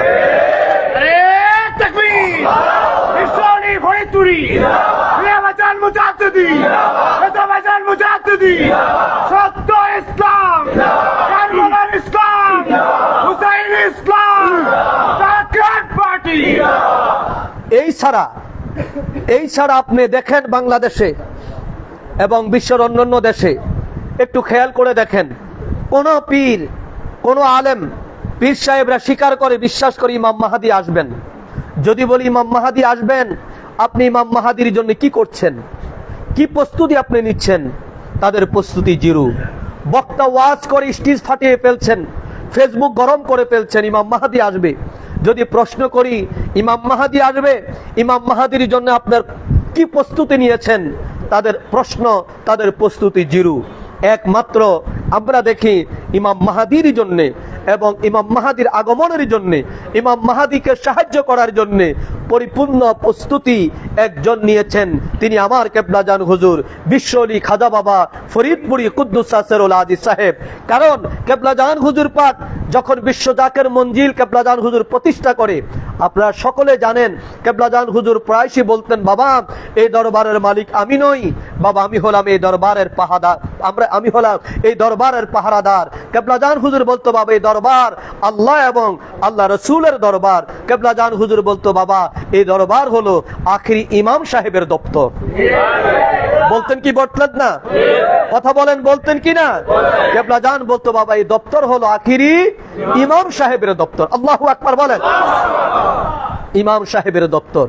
এরপর কেবলা জান হুজুর যখন 1989 সালে কেবলা জান হুজুর যখন জাকের পার্টি ঘোষণা করলেন, আজকে বাংলাদেশে আপনি দেখেন ইসলামিক দল প্রায় 37টির উপরে আছে। ইসলামিক দল নিবন্ধিত এবং নিবন্ধন ছাড়া দলের অভাব নাই। কোন দলের লক্ষ্যমাত্রা ইমাম সাহেবের আগমন কেন্দ্রিক নয়, ইমাম সাহেবের খেদমত কেন্দ্রিক নয়, ইমাম সাহেবের নেতৃত্ব মেনে নেওয়ার লক্ষ্য নয়। প্রত্যেক ইসলামিক দল চায় তাদের ব্যক্তিগত আকীদা এবং তাদের ব্যক্তিগত আখলাক এবং তাদের ব্যক্তিগত আপনার মত প্রতিষ্ঠা করার জন্য। কিন্তু আমার কেবলা জান হুজুর বলল, বাবা এই জাকের পার্টি তথাকথিত কোন রাজনৈতিক দলের মতো নয়, এটা হলো আল্লাহ এবং আল্লাহ রসুলের দল। কেবলা জান হুজুর একদিন কথা প্রসঙ্গে বললেন যে, বাবা এই দল হলো বাবা আখিরি ইমাম সাহেবের দল। সুবহানাল্লাহ বলেন, আখিরি ইমাম সাহেবের দল। কেবলা জান হুজুর একদিন বলল, বাবা এই দল, এই জাকের পার্টি যারা করে, জাকের পার্টি যারা করবে, তারা হবে আখিরি ইমাম সাহেবের প্রথম কাতারের সৈনিক।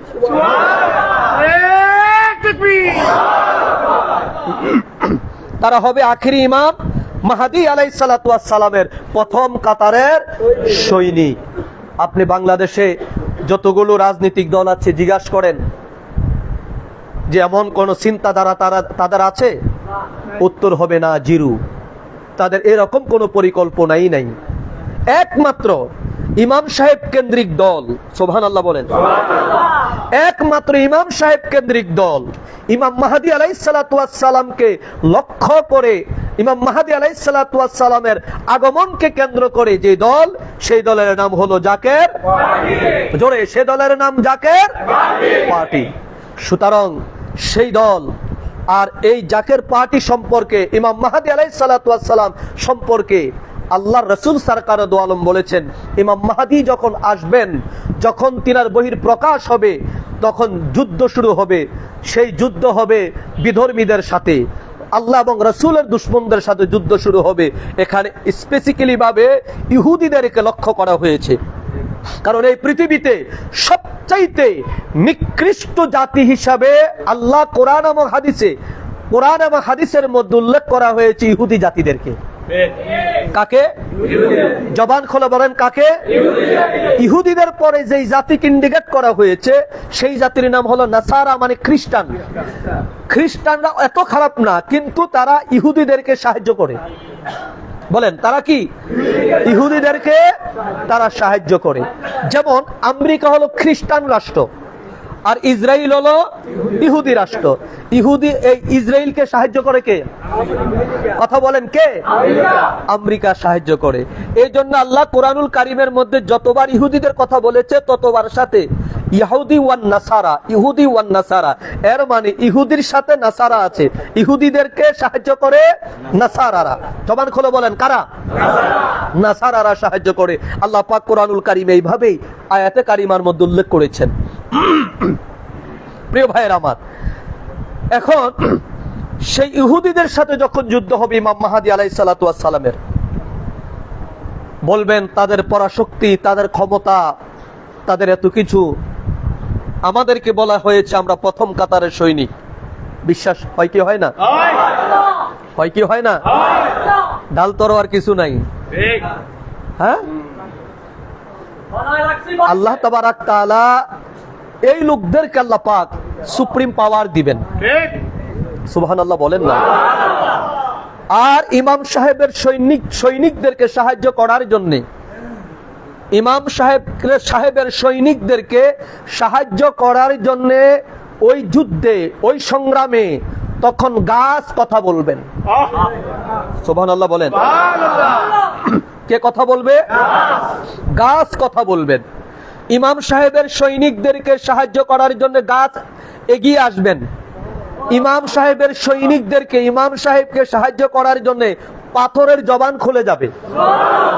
কিসে জবান খুলবে? পাথরের জবান খুলবে। যখন ইমাম সাহেব ইহুদিদেরকে ধাওয়া করবেন, ইমাম সাহেব যখন ইহুদিদেরকে ধাওয়া করবেন, সেই ধাওয়াতে তারা আত্মরক্ষার জন্য তারা দৌড়াবেন। তারা দৌড়াবেন আর ইমাম সাহেব স্বাভাবিক গতিতে তিনি হাঁটবেন। সুবহানাল্লাহ বলেন। স্বাভাবিক গতিতে কি? ইমাম সাহেব স্বাভাবিক গতিতে মুমিনের দল নিয়ে, আশিক রাসূলের এই দল নিয়ে তিনি স্বাভাবিক গতিতে হাঁটবেন। আর ওনার হাঁটা থেকে রক্ষা পাওয়ার জন্য ইহুদিরা জীবনপণ যুদ্ধ করে তারা দৌড়াবেন। দৌড়াইয়া, হাদিস শরীফ এসেছে, তারা গাছের শিকড়ের নিচে, বলেন গাছের কি? ওই যে নদীর পারে যে গাছ থাকে, পুকুর পারে যে গাছ থাকে, পুকুর পাড়ের গাছের নিচে মাটি থাকে না, শিকড়টা শুধু গাছটাকে আটকিয়ে রাখে। নদীর পাড়ের গাছের উদ্দেশ্য এই। তো ইহুদিরা ওই নদীর, ওই আপনার পুকুরের ওই নদীর ওই গাছের শিকড়ের নিচে যায় তারা পালাবে। যখন তারা পালাবে, পালানোর পর এখন ইমাম সাহেব তার সৈন্যদেরকে নিয়ে যখন সামনে যাবেন, যায় দেখবি ওই ইহুদিকে খুঁজে পাওয়া যাচ্ছে না। তখন গাছ, সুবহানাল্লাহ বলেন, গাছ তখন ডেকে বলবে, হে ইমাম, সুবহানাল্লাহ বলেন, হে ইমাম, এই তো আল্লাহ এবং রাসূলের দুশমন আমার শিকড়ের নিচে লুকায়িত আছে। গাছের জবান খুলে যাবে। গাছের কি? গাছের জবান খুলে যাবে। তখন তাদেরকে শিকড়ের নিচ থেকে ধরে এনে তাদেরকে মৃত্যুদণ্ড কার্যকর করা হবে। তারা দৌড়াইয়া পালাইতে পালাইতে গিয়ে তারা বিশাল পাহাড়ের পিছনে তারা আত্মগোপন করবে। ইমাম সাহেব যখন পাথরের কাছে যাবে, পাথরে ডাক দিয়ে বলবে, জবান খুলে যাবে, ডাক দিয়ে বলবে, হে ইমাম, সুবহানাল্লাহ বলেন, হে মাহাদি, আমার পিছনে ইহুদিরা লুকিয়ে আছে। ইহুদিদেরকে পাথর তাদেরকে সহ্য করতে পারবে না, বৃক্ষ তাদেরকে সহ্য করতে পারবে না, এই জমিন তাদেরকে মেনে নিবে না। এই জন্যে জমিন হযরত ইমাম মাহদী আলাইহিস সালাতু ওয়াস সালামকে সাহায্য করবে, গাছ ইমাম মাহদী আলাইহিস সালাতু ওয়াস সালামকে সাহায্য করবে, পাথর ইমাম মাহদী আলাইহিস সালাতু ওয়াস সালামকে সাহায্য করবে।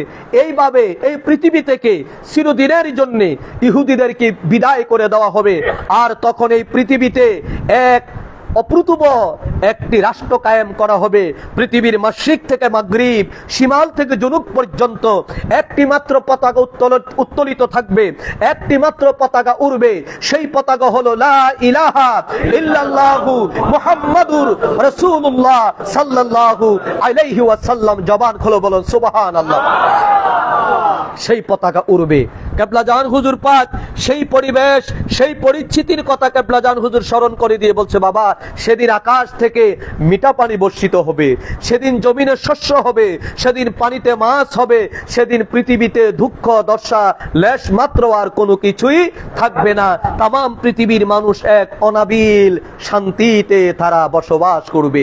জবান খোলো বলো সুবহানাল্লাহ। তো মূলত জাকের পার্টি সেই মিশনকে সামনে নিয়ে যাচ্ছে। কথা বলেন, এটা কি আপনারা টের পাচ্ছেন? এটাকে আপনারা বুঝতেছেন? আমরা অনেকে এটা বুঝতে ভুল করি। প্রত্যেক নির্বাচনের পর আমাদের হৃদয় ভেঙে চুরমার হয়ে যায়, ঠিক না? প্রত্যেক নির্বাচনের পর আমাদের হৃদয়টা ভেঙে চুরমার হয়ে যায়। কি হইল এমনটা? অর্থাৎ আমরা আফসোসে আমাদের কলিজা চুরমার হয়ে যায়। কেন চুরমার হবে? কারণ হলো আমরা প্রকৃত সত্যটা আমরা এখন উপলব্ধি করতে পারি নাই। এখনো আমাদের মিশন, আমাদের লক্ষ্যমাত্রা, আমাদের লক্ষ্য স্থির আমরা অনেক জাকের ভাই করতে পারি নাই। আমরা মনে করি আমাদের লক্ষ্য শুধু জাতীয় সংসদ। কথা বলেন না? আমরা এখন অনেকে মনে করি আমাদের লক্ষ্য শুধু জাতীয় সংসদ ভবন। আমরা এখনো মনে করি আমাদের লক্ষ্য শুধু গণভবন, বঙ্গভবন, যমুনা, বিভিন্ন বাস স্ট্যান্ডে সেই, অর্থাৎ অন্যান্যরা যেটা খুব ভালোবাসে, ফুটপাত। আমাদের লক্ষ্য এখন পর্যন্ত এখানে পড়ে আছে। সাবধান, আমাদের লক্ষ্য জাতীয় সংসদ নয়, আমাদের লক্ষ্য হবে ইমাম সাহেবের লক্ষ্য।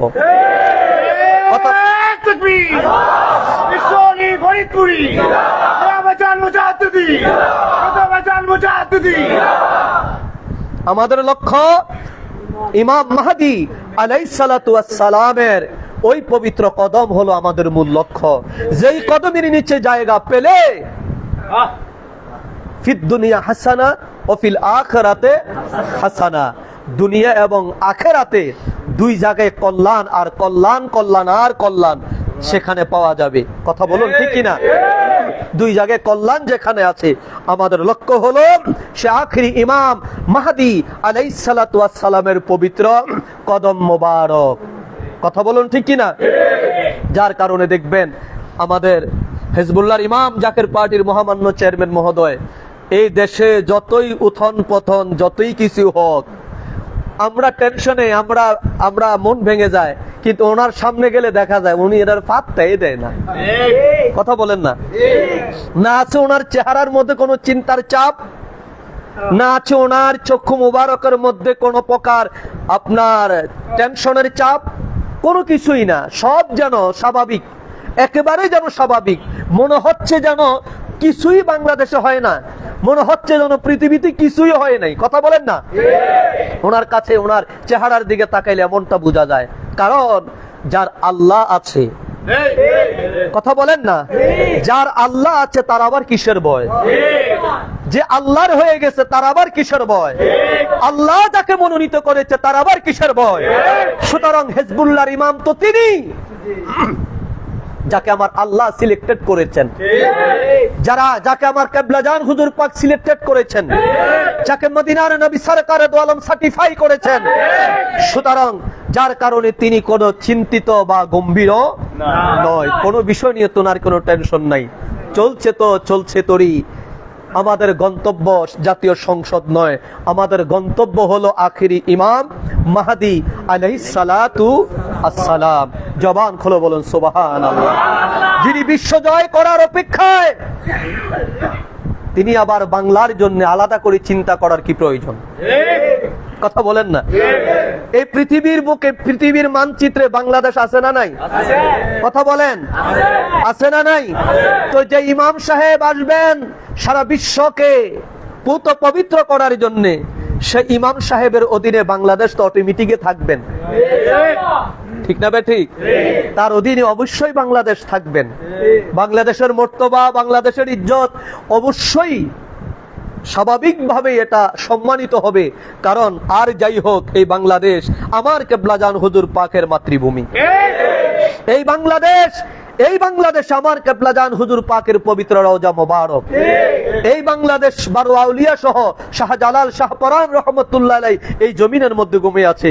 পৃথিবীর অন্য কোন দেশে এত সংখ্যক আল্লাহর ওলি, এই অন্য দেশের মাটির নিচে এত সংখ্যক আল্লাহর ওলি ঘুমায় নাই যত সংখ্যক আল্লাহর ওলি এই বাংলাদেশের জমিনের নিচে, মাটির নিচে ঘুমিয়ে আছে। সুতরাং এটার দাম অটোমেটিকই আল্লাহ পাকের পক্ষ থেকে এটার দাম বৃদ্ধি করা হবে। এটার দামকে সুউচ্চ মোকামে আল্লাহ তাবারাক তাআলা নিয়ে যাবেন। কিবলাজান হুজুর বলছিলেন যে বাবা, এমন একটা সময় আসবে বাবা, এই বাংলাদেশের মাটির নিচে এত প্রকার খনিজ সম্পদ আল্লাহ পাক দিবে, যাহা দেখে বিশ্ব নেতারা তারা আশ্চর্য হবে। সুবহানাল্লাহ বলেন। যাহা দেখে বিশ্ব নেতারা আশ্চর্য হবে, এত খনিজ সম্পদ এই পৃথিবী, এই বাংলাদেশের জমিনে, মাটির নিচে বাবা পাওয়া যাবে। আর আমি দেখেছি খনিজ সম্পদগুলো কোথায় কোথায়, কেন খনিজ সম্পদ হয়। আমি একটু একদিন বসে বসে চিন্তা করলাম, খনিজ সম্পদ কেন হয়। আমি আমার ছোট্ট জ্ঞানে আমি যেটা দেখেছি, খনিজ সম্পদ হয় মূলত আল্লাহর ওলিদের, আল্লাহর বন্ধুদের পদচারণার কারণে। কিসের কারণে? পদচারণার কারণে। আমার কথাটা যদি আপনাদের কাছে অসামঞ্জস্য লাগে, আপনারা আজকে একটু বাড়িতে যেয়ে দেখবেন পৃথিবীর কোন কোন কোন কোন এলাকায়, কোন কোন জায়গায়, কোন কোন দেশে খনিজ সম্পদ বেশি। একটু খেয়াল করে দেখবেন, এটা গুগলে চার্জ দিলে পাবেন। এবং তার সাথে সাথে এটাও চার্জ দিবেন, এই দেশে কোন কোন নবী রাসূলদের, কোন কোন আউলিয়ায়ে কেরামদের আগমন হয়েছিল, কোন কোন ইসলামিক স্কলারগণের অর্থাৎ হক্কানি ও আপনার আলেমদের আগমন হয়েছিল। একটু চার্জ দিয়ে দেখবেন, অটোমেটিক সেটা পাবেন। আপনি খুঁজে দেখবেন ইউরোপে যেই যে জায়গাগুলোর মধ্যে, ইউরোপের যেই যে রাষ্ট্রগুলোর মধ্যে খনিজ সম্পদ পাওয়া যায়, সেই জায়গাগুলোর মধ্যে কোনো না কোনো নবীর আগমন ছিল। কথা বলেন, কোনো না কোনো নবীর আগমন ছিল। রাশিয়াতে যেই যে খনিজ সম্পদের এলাকাগুলো রয়েছে, আপনি সেখানে গুগলে চার্জ দিয়ে আপনি দেখবেন সেখানে কোনো না কোনো নবী অথবা কোনো না কোনো আউলিয়ায়ে কেরামের পদচারণা ছিল। আপনি মিডল ইস্টে আসেন, মধ্যপ্রাচ্যে আসেন, আরব দেশগুলোতে আপনি আসেন, আজকে আরব দেশগুলোতে এত পরিমাণে তেলের খনিজ কেন? কারণ হলো এই আরব দেশগুলোর মধ্যে আল্লাহ তাবারাক তাআলা নবী এবং রাসূলদেরকে বেশি প্রেরণ করেছেন।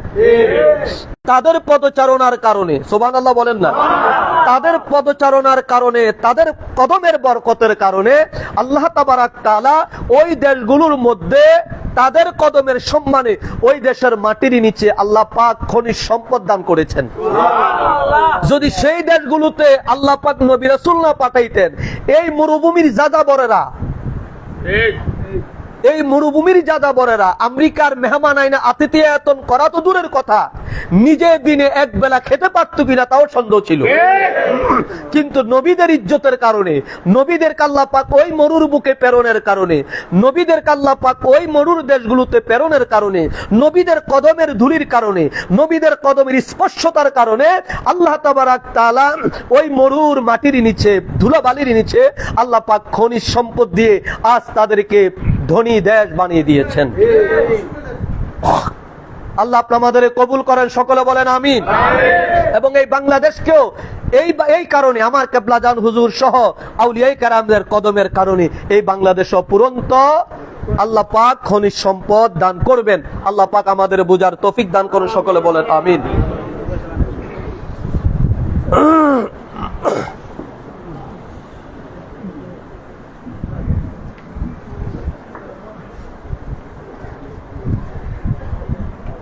ডানে বামে তাকে সকলে কাতার সোজা করেন, ডাইনে বামে তাকে সকলে কাতার সোজা করেন। কাতার সোজা করে মোবাইল ফোন থাকলে বন্ধ করে দেন, মোবাইল ফোন থাকলে বন্ধ করে দেন। পরিধানের কাপড় টাকনুর নিচে থাকলে পরিধানের কাপড় টাকনুর উপর উঠে নেন। কাতার সোজা করে সকলে সুন্নত নামাজ আদায় করেন।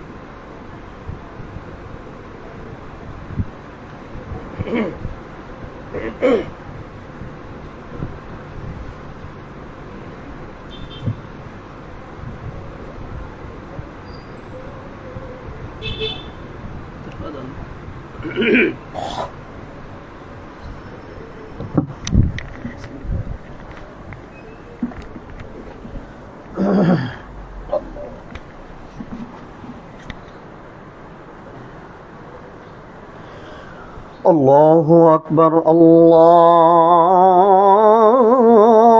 أكبر الله أكبر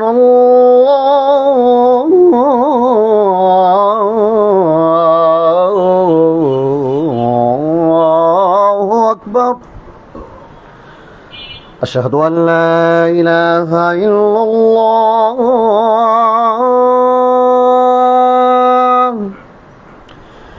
أشهد أن لا إله إلا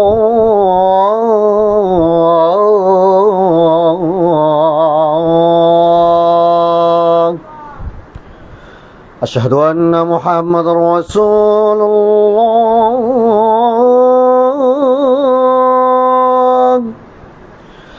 أشهد أن محمدا رسول الله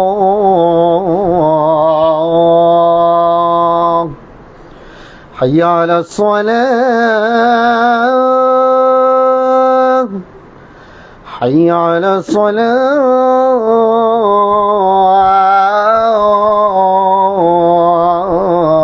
الصلاة حي على الفلاح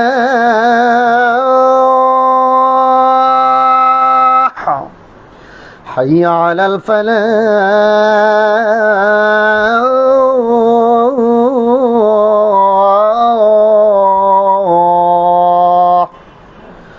الله أكبر الله أكبر لا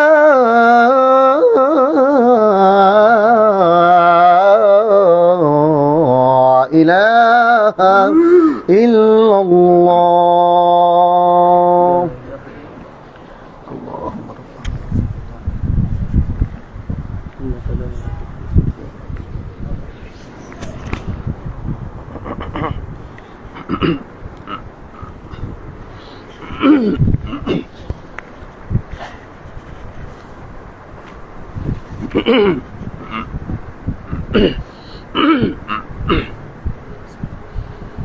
الحمد لله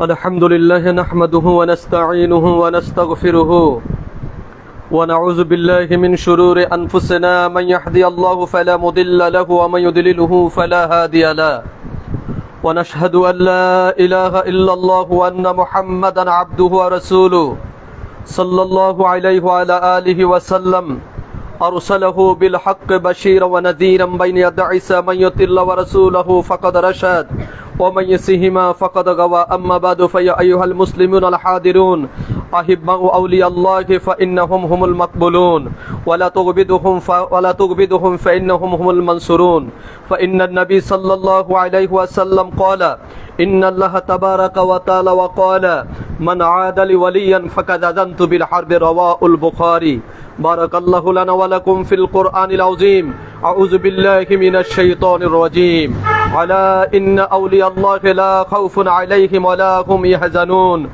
الذين آمنوا وكانوا يتقون لهم البشرى في الحياة الدنيا وفي الآخرة لا تبديل لكلمة الله ذلك هو الفوز العظيم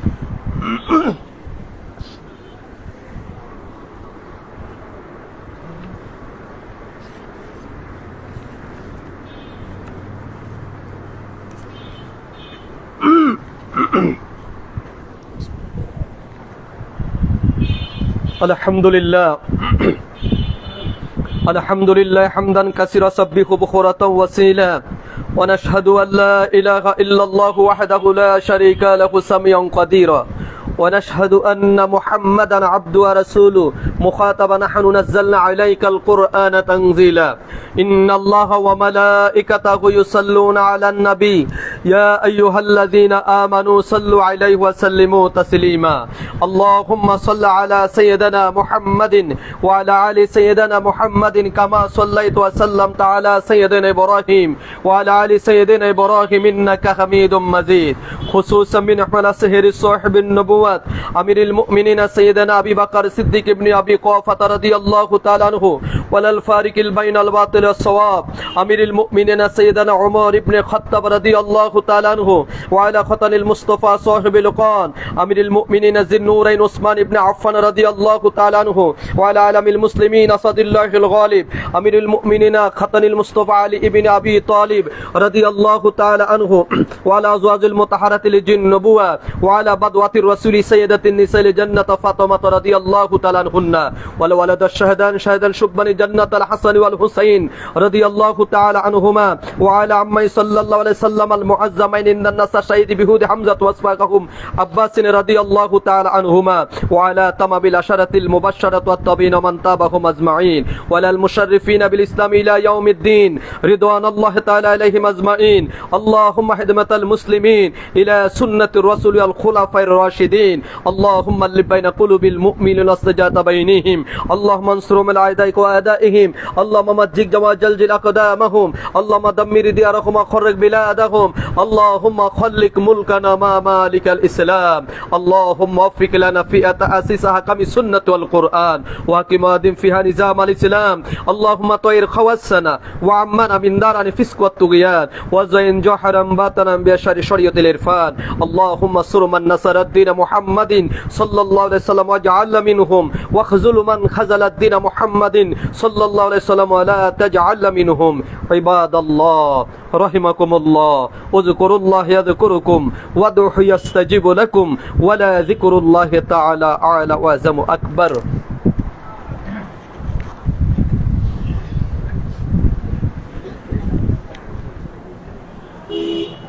সকলে কথা সোজা করে দাঁড়ান খেয়াল আপন কলবে ডুবান খেয়াল কলবে কলব আল্লাহর দিক আল্লাহ হাজির ও নাজির আল্লাহ পাক দেখতেছেন সকলে দিলের হাল যতক্ষণ খেয়াল কলবের মধ্যে থাকবে ততক্ষণ আল্লাহ মনে থাকবে যখনই খেয়াল কলব থেকে বের হয়ে যাবে তখনই আল্লাহ ভুল হবে আল্লাহ যদি ভুল হয় কাকে সেজদা করবেন চিন্তা করে বুঝেন মুখে আল্লাহর নাম অন্তরে দুনিয়ার জল্পনা কল্পনা এমন নামাজের কি ফল তাই রাসূল পাক সাল্লাল্লাহু আলাইহি সাল্লাম ফরমান লা সালাত ইল্লা বিহুজুরিল কলব নামাজ নয় হুজুরি দিল ব্যতীত তাই সকলেই মন মুখ এক করে আল্লাহ তাআলাকে হাজির নাজির ও হাজ্জনে হুজুরি কলবে সেজদা করেন হিকমত আকাবের ওলিদের হিকমত এই হিকমত আখিরি মুর্শিদ আখিরি মুজাদ্দিদ মহাওলি বিশ্বওলি হযরত মাওলানা শাহ সুফি খাজা বাবা ফরিদপুরি কেবলাদান সাহেবের হিকমত হারগিজ হিকমত যেন কারো ভুল না হয় আল্লাহু আকবার আল্লাহু আকবার আল্লাহু আকবার আল্লাহু আকবার আশহাদু আল লা ইলাহা ইল্লাল্লাহ আশহাদু আল লা ইলাহা ইল্লাল্লাহ আশহাদু আন্না মুহাম্মাদার রাসূলুল্লাহ আশহাদু আন্না মুহাম্মাদার রাসূলুল্লাহ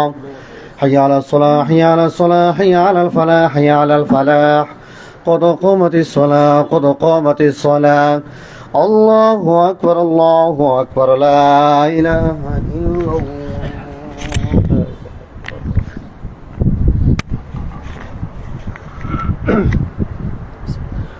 الله أكبر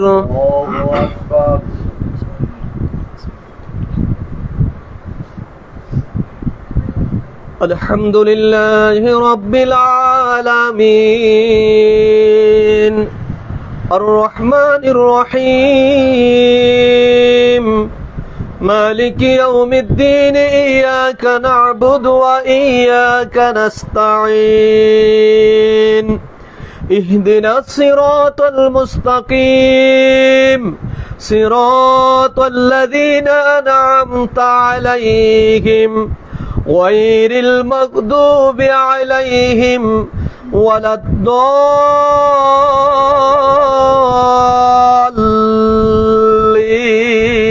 الضالين يا أيها الذين آمنوا لا تلهكم أموالكم لا تلهكم أموالكم ولا أولادكم عن ذكر الله ومن يفعل ذلك فأولئك هم الخاسرون وأنفقوا مما رزقناكم من قبل أن يأتي أحدكم الموت فيقول ربي لولا أخرتني إلى أجل قريب فأصدق وأكن من الصالحين ولن يؤخر الله نفسا إذا جاء أجلها والله خبير بما تعملون الله أكبر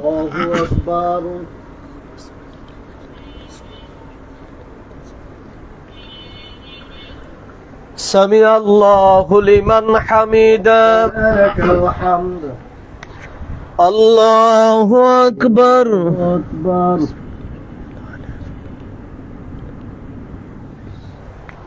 الله أكبر الله أكبر الله أكبر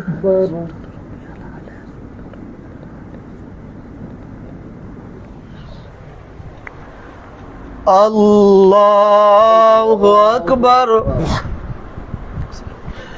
الحمد لله رب العالمين الرحمن الرحيم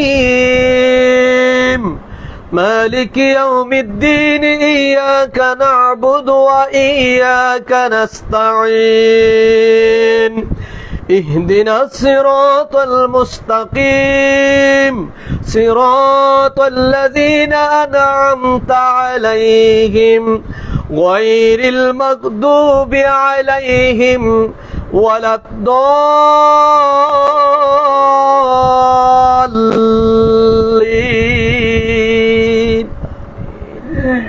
إذا جاء نصر الله والفتح ورأيت الناس يدخلون في دين الله أفواجا فسبح بحمد ربك واستغفر إنه كان توابا الله أكبر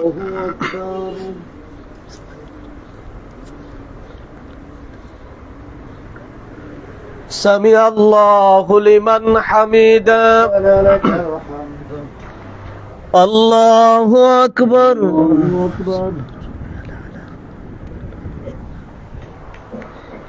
الله أكبر الله أكبر الله أكبر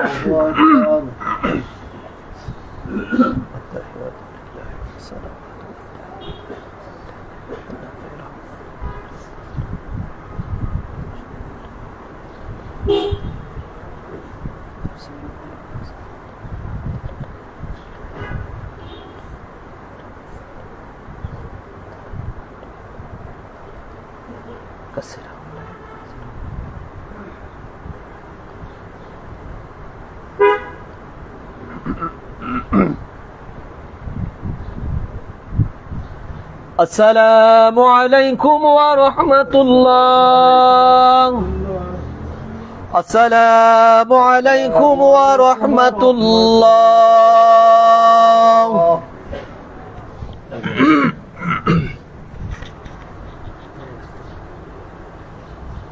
اللهم آمين ربنا ظلمنا أنفسنا وإن لم تغفر لنا وترحمنا لنكونن من الخاسرين ربنا آتنا في الدنيا حسنة وفي الآخرة حسنة وقنا عذاب النار ربنا تقبل منا بحق لا إله إلا الله محمد رسول الله.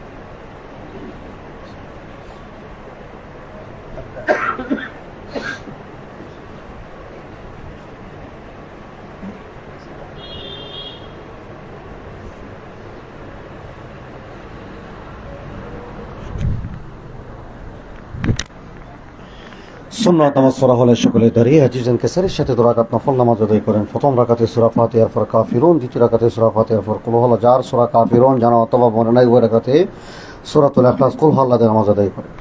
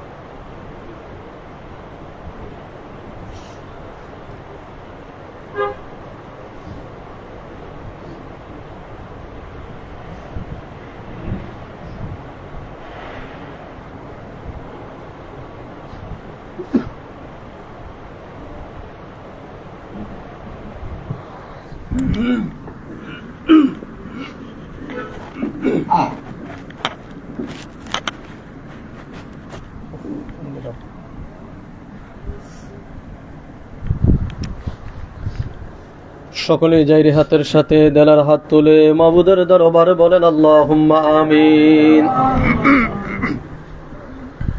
জামানার জিন্দাউলি, জামানার মহাকামেল, আমার দরদি বান্ধব, আমার কেবলা জান হুজুর পাকের নূরের কদম মোবারক দেলার হাত দিয়ে জড়ে ধরে আবার বলেন আল্লাহুম্মা আমিন।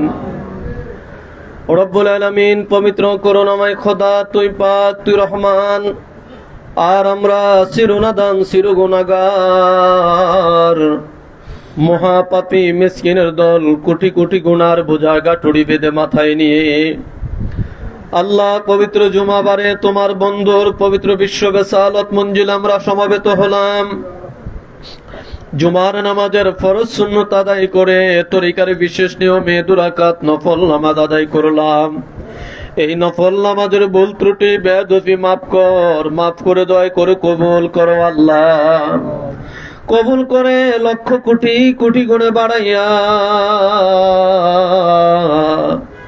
আমার প্রিয় নবীজির রওজা মোবারক সোনার মদিনায় দয়া করে সব নজর পৌঁছায় দাও আল্লাহ।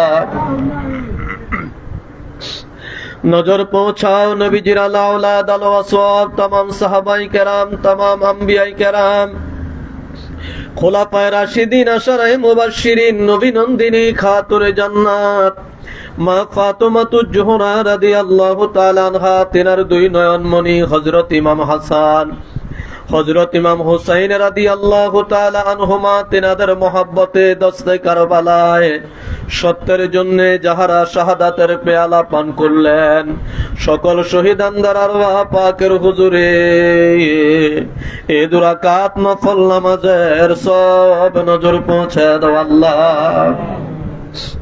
আল্লাহ গো, সব নজর পৌঁছাও আরফে কামেল, মুর্শিদ মুকাম্মেল, হাদিয়াগা হেদায়েতুর নূর, দিন দুনিয়ার কোহিনূর, দিন দুনিয়ার রহমত, দিন দুনিয়ার বরকত, আমার দরদি বান্ধব, আমার দয়াল পীর বিশ্বলি খাজা বাবা শাহ সুফি সৈয়দ আল্লামা মাওলানা ফরিদপুরি, আমার কেবলা জান হুজুর পাকের নূরের রওজায় দয়া করে সব নজর পৌঁছে দাও আল্লাহ। নজর পৌঁছাও কেবলা জান হুজুরের যত আওলাদ, আমাদের পীর ভাই পীর বোন, কেবলা জান হুজুরের যত মুরিদান, আমাদের জাকের ভাই জাকের বোন, কেবলা জান হুজুরের আব্বা জান আম্মা জান আপনজন প্রিয়জন, রব্বুল আলামিন আল্লাহ যে যেখানে রহমতের চাদর গায়ে দিয়ে ঘুমায়, সকলের আরো পাকের হুজুরে সব নজর পৌঁছায়া দাও, সব নজর পৌঁছাও। চার তরিকার চার ইমাম, চার মাযহাবের চার ইমাম, তরিকায়ে কাদরিয়া, সিস্তিয়া, নকশবন্দিয়া, মুজাদ্দাদিয়া, জামিয়া আম্বিয়া, তিনাদের যত উম্মতান, জামিয়া আউলিয়া, তিনাদের যত মুরিদান, বিল খুসুস তরিকতের মাশায়েখ শাহ সুফি সৈয়দ ফতে আলী রাসূলুল্লাহ রাহমাতুল্লাহ আলাইহি, তিনার আলো আওলাদ শাহ সুফি সৈয়দ ওয়াজেদ আলী রাহমাতুল্লাহ আলাইহি, দুররে মাকনুর মারহুমা মাগফুরা হযরত জোহরা খাতুন রাহমাতুল্লাহ আলাইহা, তিনার কলিজার টুকরা শাহজাদা সৈয়দ হাসান আহমদ রাহমাতুল্লাহ আলাইহি, জামানার সত্য জিন্দা পীর আমার দাদা পীর খাজানেতপুরীর নূরের হুজরায় এই মিসকিনদের তরফ থেকে দুরাকাত নফল নামাজের সব নজর পৌঁছে দাও আল্লাহ। দাদু পীরের আহবাব মিল মোহাব্বতের লোক, ভালোবাসার লোক, দাদি আম্মা দয় সহ সকলের হুজুরে সব নজর পৌঁছাও আল্লাহ। আল্লাহ গো, সব নজর পৌঁছাও। হাজরানে মজলিস আমরা যারা হাত তুললাম, আমাদের আপন মা বাবা, আমাদের ভাই বোন, আমাদের দাদা দাদি, নানা নানি, আত্মীয় গানা, পাড়া প্রতিবেশী, বন্ধু বান্ধব, যে যেখানে অন্ধকার কবরে, মাওলারে খাস করে আমাদের যাদের মা নাই, আমাদের যাদের বাবা নাই, আমাদের মা বাবার কবর কাল কিয়ামত পর্যন্ত জান্নাতের বাগান বানিয়ে দাও আল্লাহ। তাদের কবর রোশন করো আল্লাহ, কবর আবাদুল আবাদ তোমার খাস রহমত দান করো আল্লাহ। মদিনাওয়ালার নূরের বাতি জ্বালায়া দাও আল্লাহ। আমরা যারা হাত তুললাম আমাদের জীবনের গুনাহ মাফ করে দাও। আমাদের যার যত পেরেশানি আছে দূর করো আল্লাহ। আসমানি বালা তুমি আসমানি উঠে নাও, জমিনে বালা জমিনে দাফন করে দাও। বর্তমান যবনার গজব থেকে আমাদের তুমি হেফাজত করো আল্লাহ। দিন ইসলামের জয় দাও, জাকের পার্টির ফতে দাও আল্লাহ।